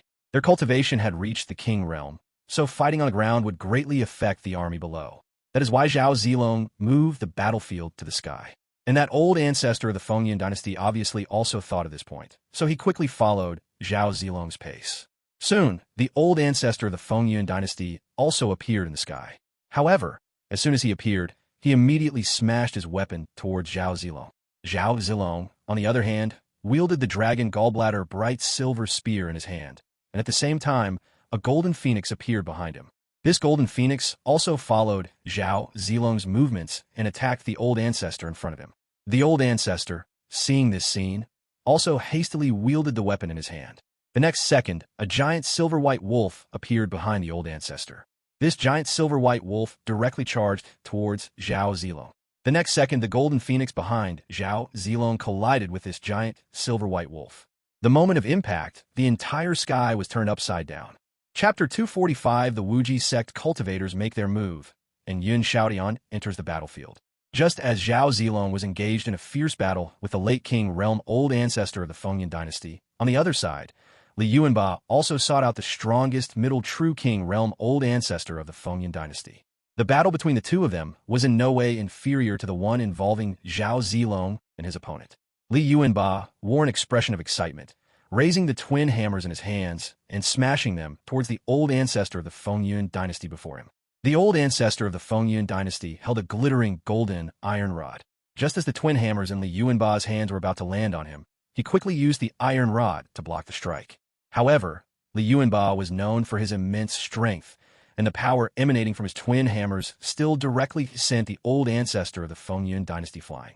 At the same time, a golden-winged great peng appeared behind Li Yuanba. This was precisely Li Yuanba's identity before his reincarnation. This golden-winged great peng continuously supplied power to Li Yuanba, making him appear incomparably mighty at this moment. Furthermore, the twin hammers in his hands seemed to possess endless strength as he relentlessly attacked the old ancestor of the Fengyun dynasty. As for the other old ancestors of the Fengyun dynasty, they also joined the battle. The cultivators from the Great Xia dynasty facing them were all strong, thus their battles were evenly matched. It could be said that the great battle between the Great Xia dynasty and the Fengyun dynasty had reached a state of near equilibrium. At this moment, the old general of the Fengyun dynasty also directly led the Fengyun dynasty's army to charge towards the Great Xia dynasty's army. However, their army appeared incredibly fragile before the Great Snow Dragon cavalry. In the instant they clashed with the Great Snow Dragon cavalry, tens of thousands of soldiers from the Fengyun dynasty's army fell. At this time, the Great Snow Dragon cavalry continued to slaughter the Fengyun dynasty's army, their weapons raining down upon the soldiers like raindrops. In just a few breaths, tens of thousands of soldiers from the Fengyun dynasty's army had fallen. Yet, the main force of the Fengyun dynasty, witnessing this scene, did not choose to retreat. Instead, they resolutely joined the fight, hoping to trade their sheer numbers for casualties among the Great Snow Dragon cavalry. Yun Xiaotian, the emperor of the Fengyun dynasty, watched the battle below from the city wall, and a hint of unwillingness appeared in his eyes. Although they had known from the start that the Great Snow Dragon cavalry of the Great Xia dynasty was formidable, he had never expected their strength to be so terrifying. In such a short time, so many soldiers of their Fengyun dynasty army had perished. Suddenly, Yin Xiaotian could no longer foresee victory in this great battle. Is this the Great Snow Dragon cavalry of the Great Xia dynasty? How can an army like this possibly be defeated? Yin Xiaotian looked at the Great Snow Dragon cavalry, his eyes filled with gloom. At this moment, he held no hope for this great battle, as the strength of the Great Snow Dragon cavalry far exceeded their imagination. The ministers of the Fengyun dynasty, standing beside him, also stared in disbelief at the great snow dragon cavalry below. Truly, the strength of the great snow dragon cavalry had far surpassed their wildest expectations. Not only the ministers of the Fengyun dynasty, but even the experts of the Wuji sect below were stunned when they saw the combat power of the great snow dragon cavalry. They had not expected to see such a powerful army in the small eastern region. One must know that an army like this would be considered among the best, even in the southern region, let alone in this barren eastern region. Thinking of this, the people from the Wuji sect exchanged glances, and they all saw shock in each other's eyes. At this moment, the old ancestors of the Fengyun dynasty naturally also saw this scene. Several King Realm old ancestors had gloom in their eyes, but soon, these Fengyun dynasty old ancestors reacted. The next second, the King Realm old ancestors of the Fengyun dynasty exchanged glances, then immediately transformed into several streaks of light and flew toward the great Xia dynasty's army.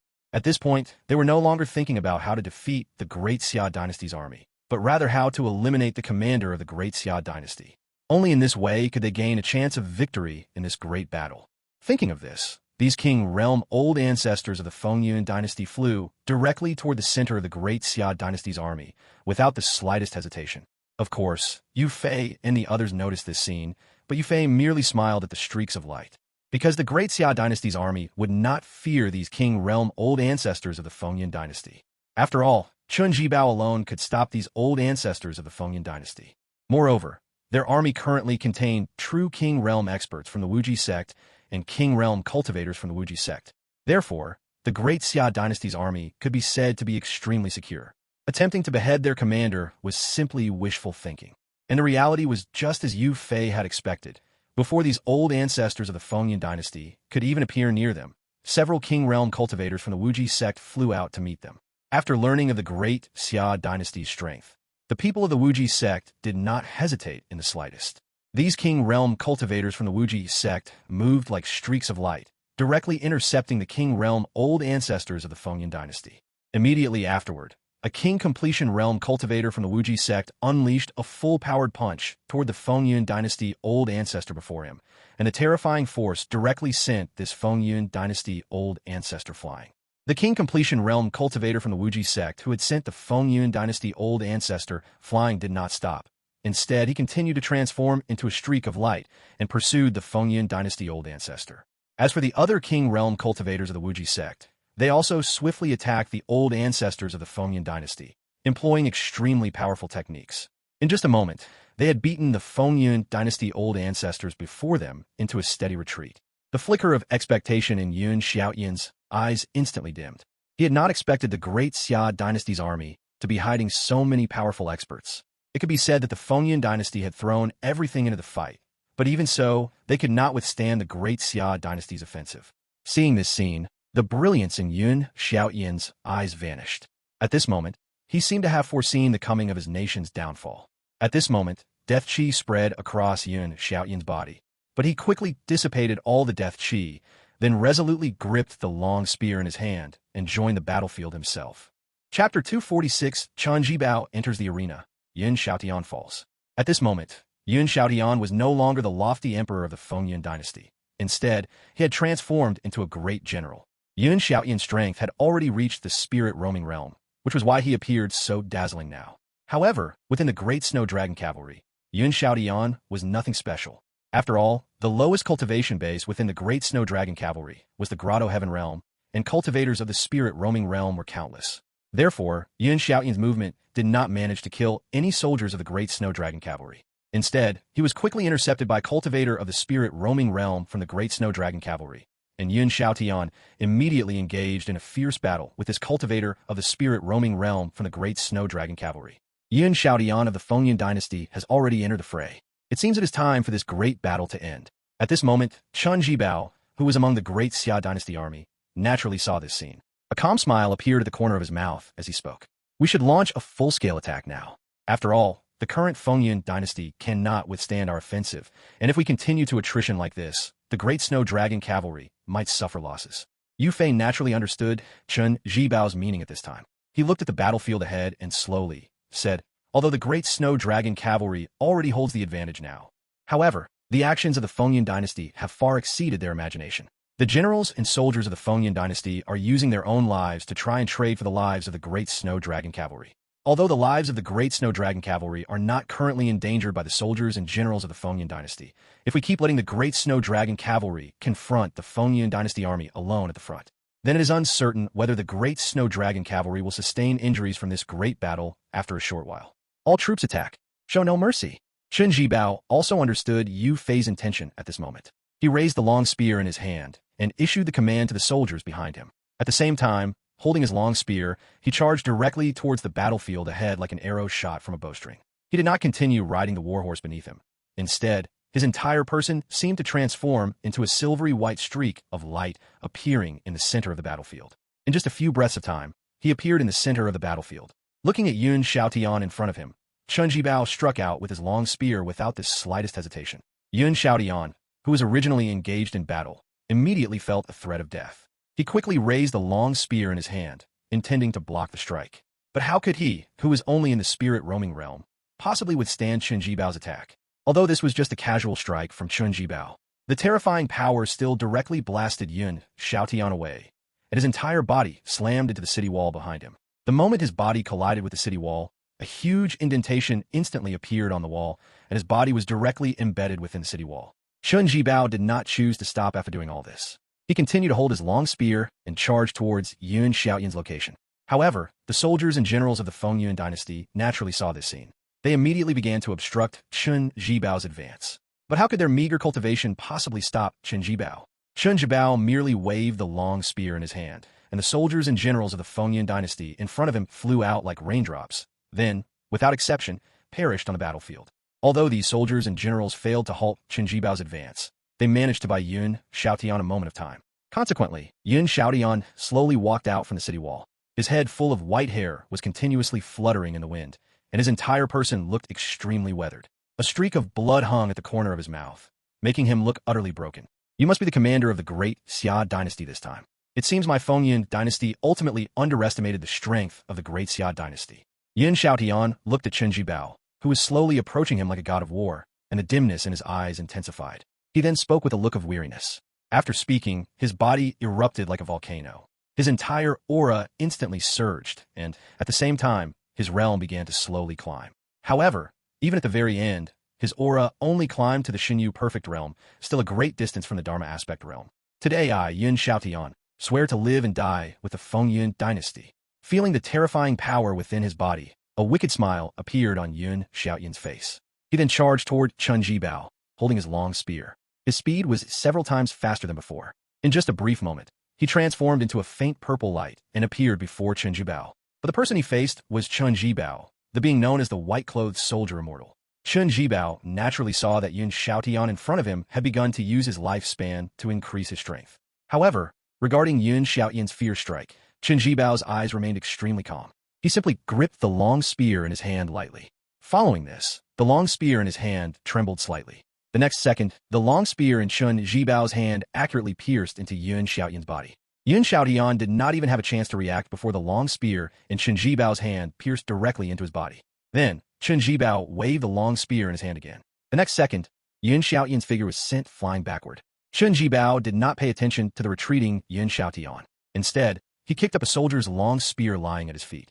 This long spear flew toward Yun Xiaotian like a meteor, piercing directly through Yun Xiaotian's chest and fiercely nailing his entire body onto the city wall. Yun Xiaotian, nailed to the city wall, had eyes filled with resentment and desolation.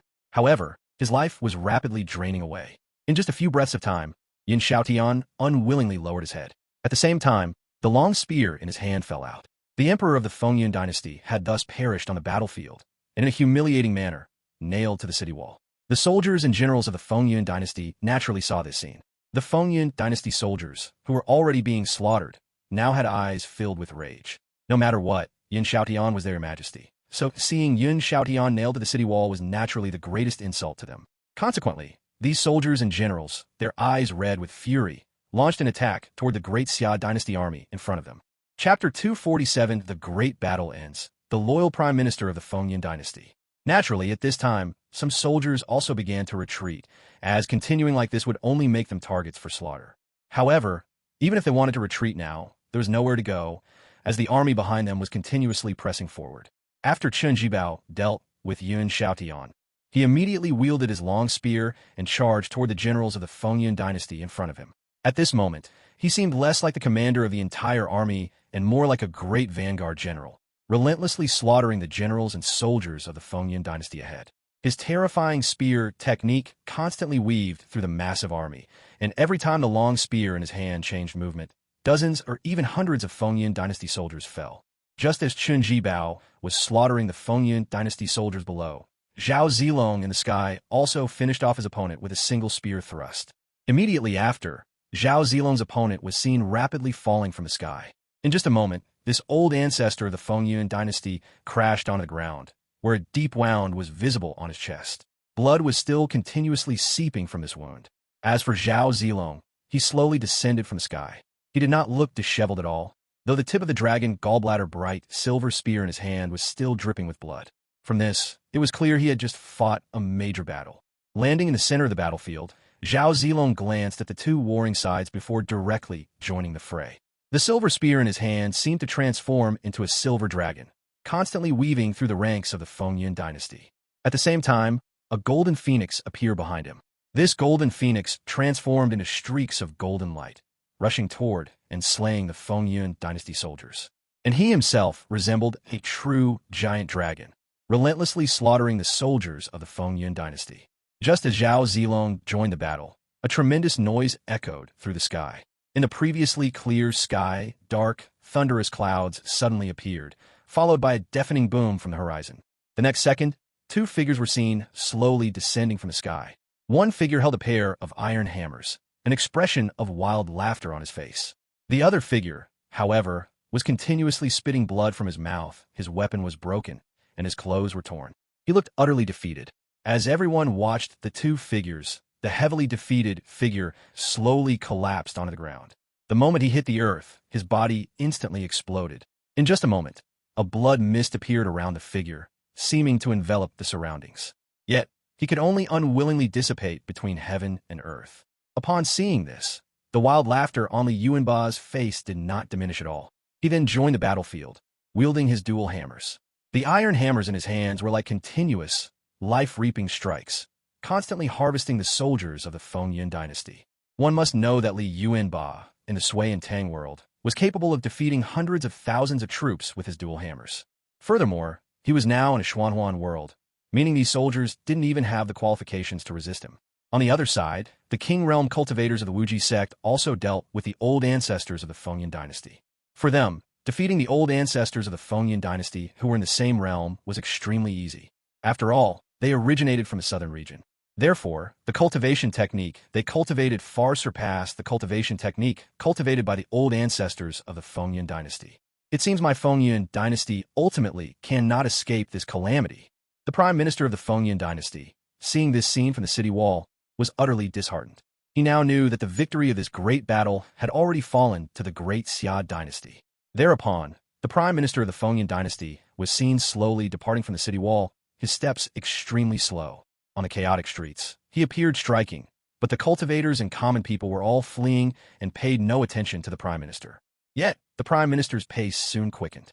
In less than the time it takes an incense stick to burn, he arrived at his prime minister's residence. Arriving at the residence, he saw its current desolation.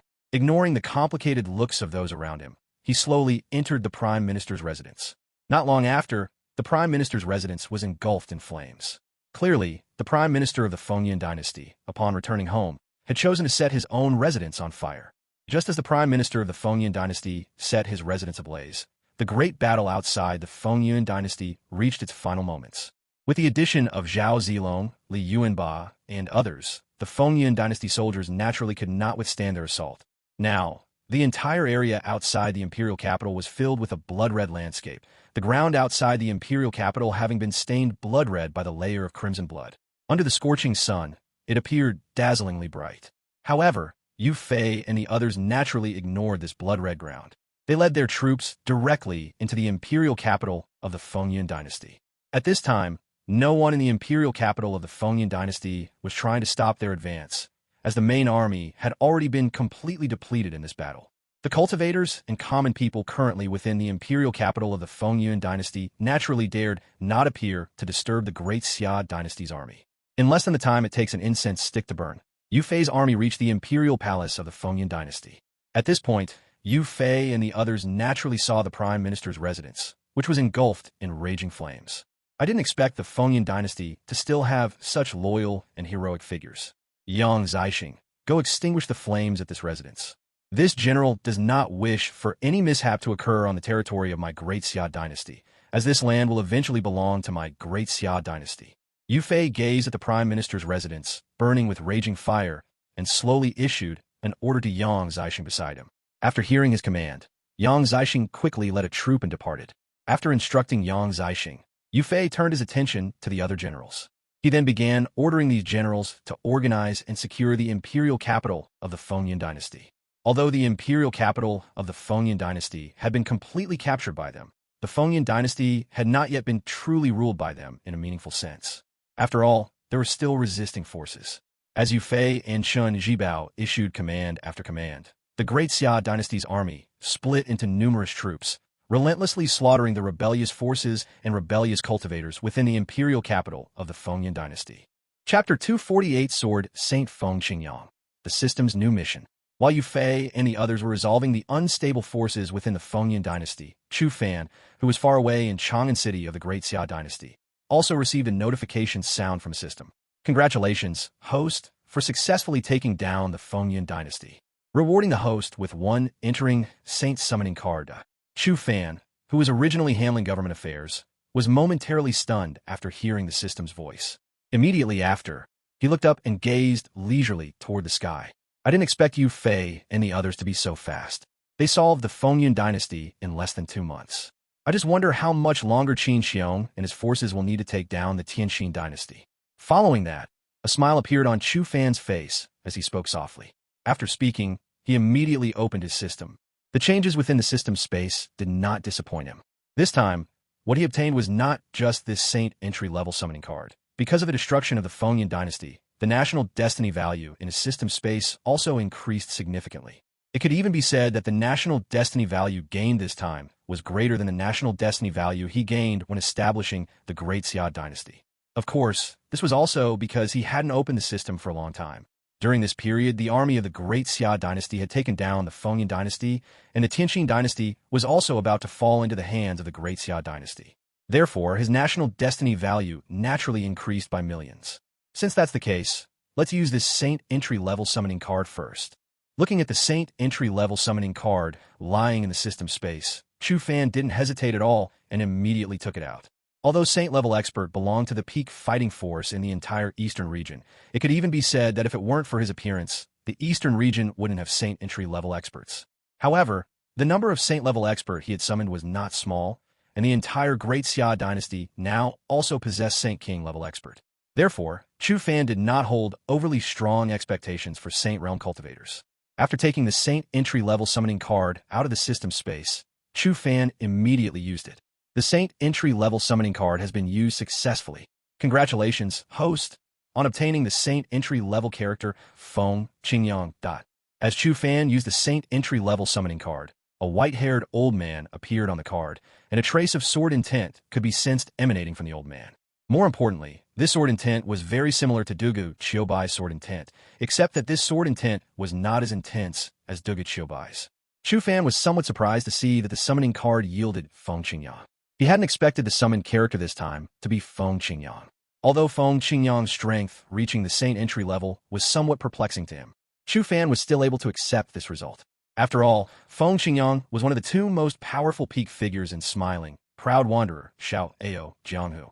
The sword art he cultivated was 9 swords of Dugu. Therefore, within the entire Smiling, Proud Wanderer, Xiao Ao Jianghu, his strength was considered peerless. However, what left Chu Fan speechless was that the cultivators he had summoned recently, whether the Saint entry level or above, were all sword cultivators. From Deng Taiye, whom he summoned at the very beginning, to the current Feng Qingyang, they all seemed to specialize in cultivating sword techniques. If Jiang Song hadn't appeared in the middle, Chu Fan would have thought that his system particularly favored sword cultivators. However, the strength of the Feng Qingyang summoned this time was not weak. His strength had reached the late Saint realm, not far from the Saint King realm.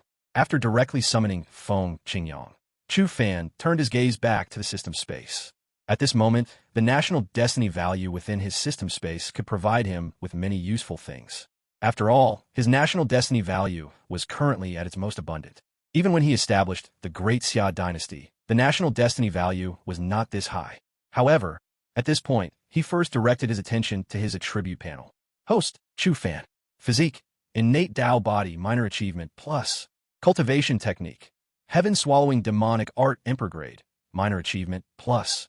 Martial skill, human emperor sword art, saint grade, minor achievement, plus 100 birds facing the phoenix spear, king grade, major achievement, plus cloud stepping, heaven grade, perfection, plus.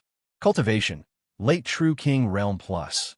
Summon characters, Dugu Qiubai mid-stage saint king, Li Chungang early stage saint king, Xie Xiaofeng late saint realm, Deng Tai saint entry mid-stage, unbeatable in the east initial saint realm, Xiang Yu initial saint realm, Huang Yaoshi peak true king realm, Jiangsong late true king realm, Gaochong late true king realm, Li Yuanba middle true king realm.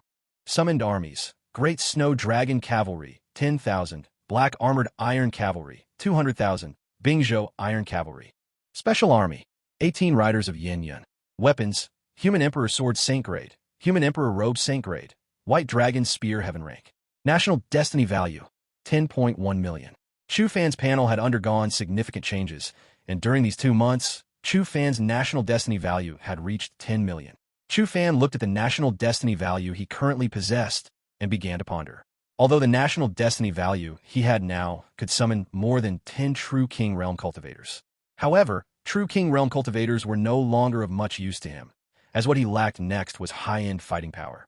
Of course, there was still one type of summoning card in the system space that particularly interested him, but he couldn't exchange for too many of these cards right now.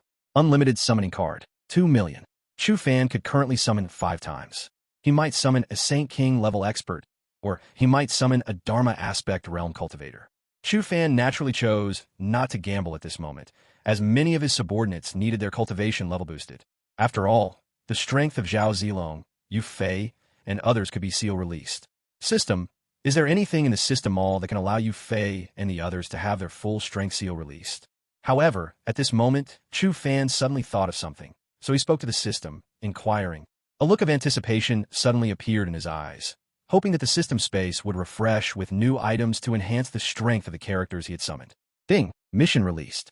When a host possesses 5 Saint Kings and 20 entering saints, the host will be rewarded with a one-time full seal release for all summon characters, for summon characters below entering saint.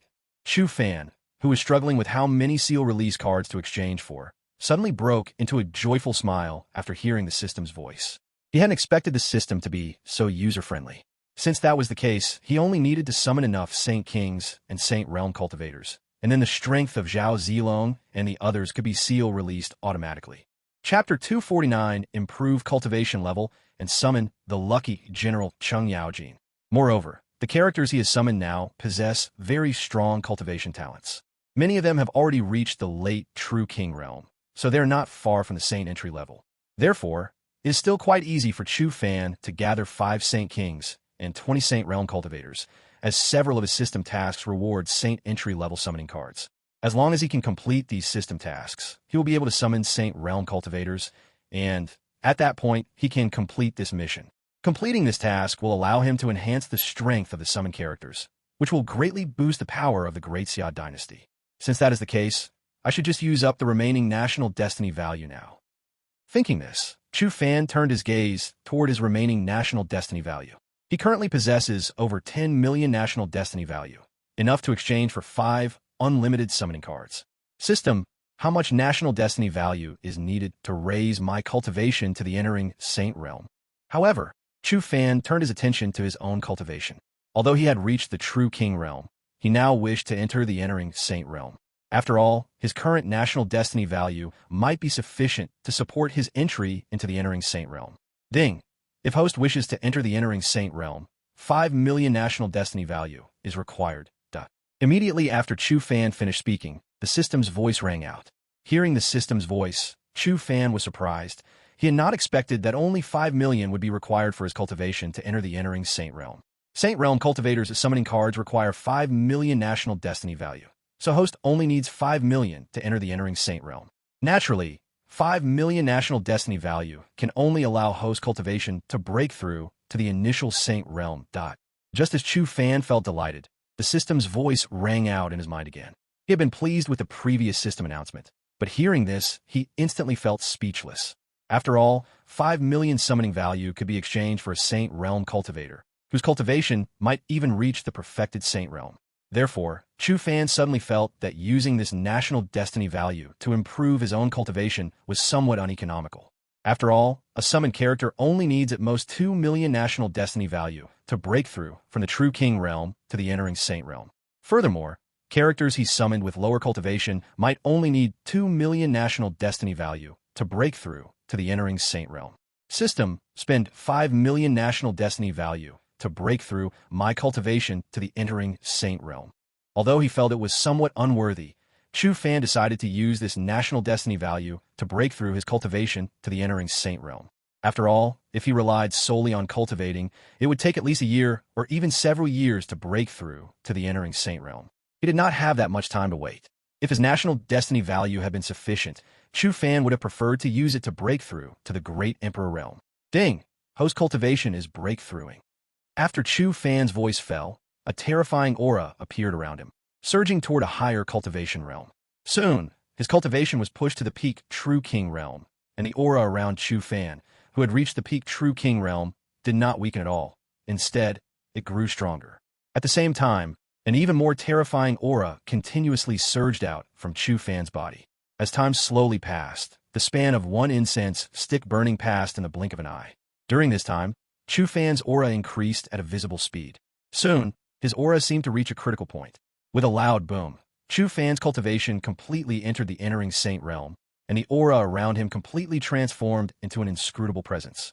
Chu Fan, who had breakthrough to the entering saint realm, did not stop there. Instead, he continued to use this power to constantly stabilize his cultivation. After approximately another 15 minutes passed, Chu Fan slowly opened his eyes. His cultivation was now completely stabilized in the initial saint realm. One must know that if he were to enter the central region now, he would definitely be able to crush the so-called true disciples, saints, or saintesses of the top forces there. After all, even the saint of the Taishan Holy Land, who is Chu Fan's elder brother Chu Chun, only has a cultivation at the king realm. Yet, Chu Fan's cultivation has already breakthrough to the entering saint realm, and he is younger than Chu Chun. My realm is caught up as well. I will exchange all the remaining national destiny value for unlimited summoning cards. Chu Fan slowly opened his eyes, felt the power within his body, and spoke. He then turned his gaze toward the national destiny value in the system space. He is not particularly concerned about Saint Realm cultivators right now, since he will still be able to gather 50 Saint Realm cultivators by the time he unifies the entire southern region. But the remaining 3 Saint King level experts are giving him a headache, because if he were solely use national destiny value to summon Saint King level experts, he doesn't know how much national destiny value would be enough. He fears that the national destiny value he gains from unifying the entire eastern region would not be enough to exchange for a single Saint King level cultivator. System, exchange for 2 unlimited summoning cards. Looking at the remaining 5 million national destiny value in the system space, Chu Fan exchanged them for unlimited summoning cards without any hesitation. Ding! Congratulations to host for successfully exchanging 2 unlimited summoning cards. After Chu Fan finished speaking, 2 unlimited summoning cards lay in his system space. Looking at these 2 unlimited summoning cards, Chu Fan immediately clicked them open without hesitation. Soon, the portrait on the first summoning card appeared before Chu Fan. Ding! Congratulations to host for successfully summoning Cheng Yaojin. Looking at the summoning card, a look of astonishment appeared on Chu Fan's face. He hadn't expected that he would summon Cheng Yaojin from the Sui and Tang world this time. One must know that in the Sui and Tang world, Cheng Yaojin couldn't even make it into the top rankings.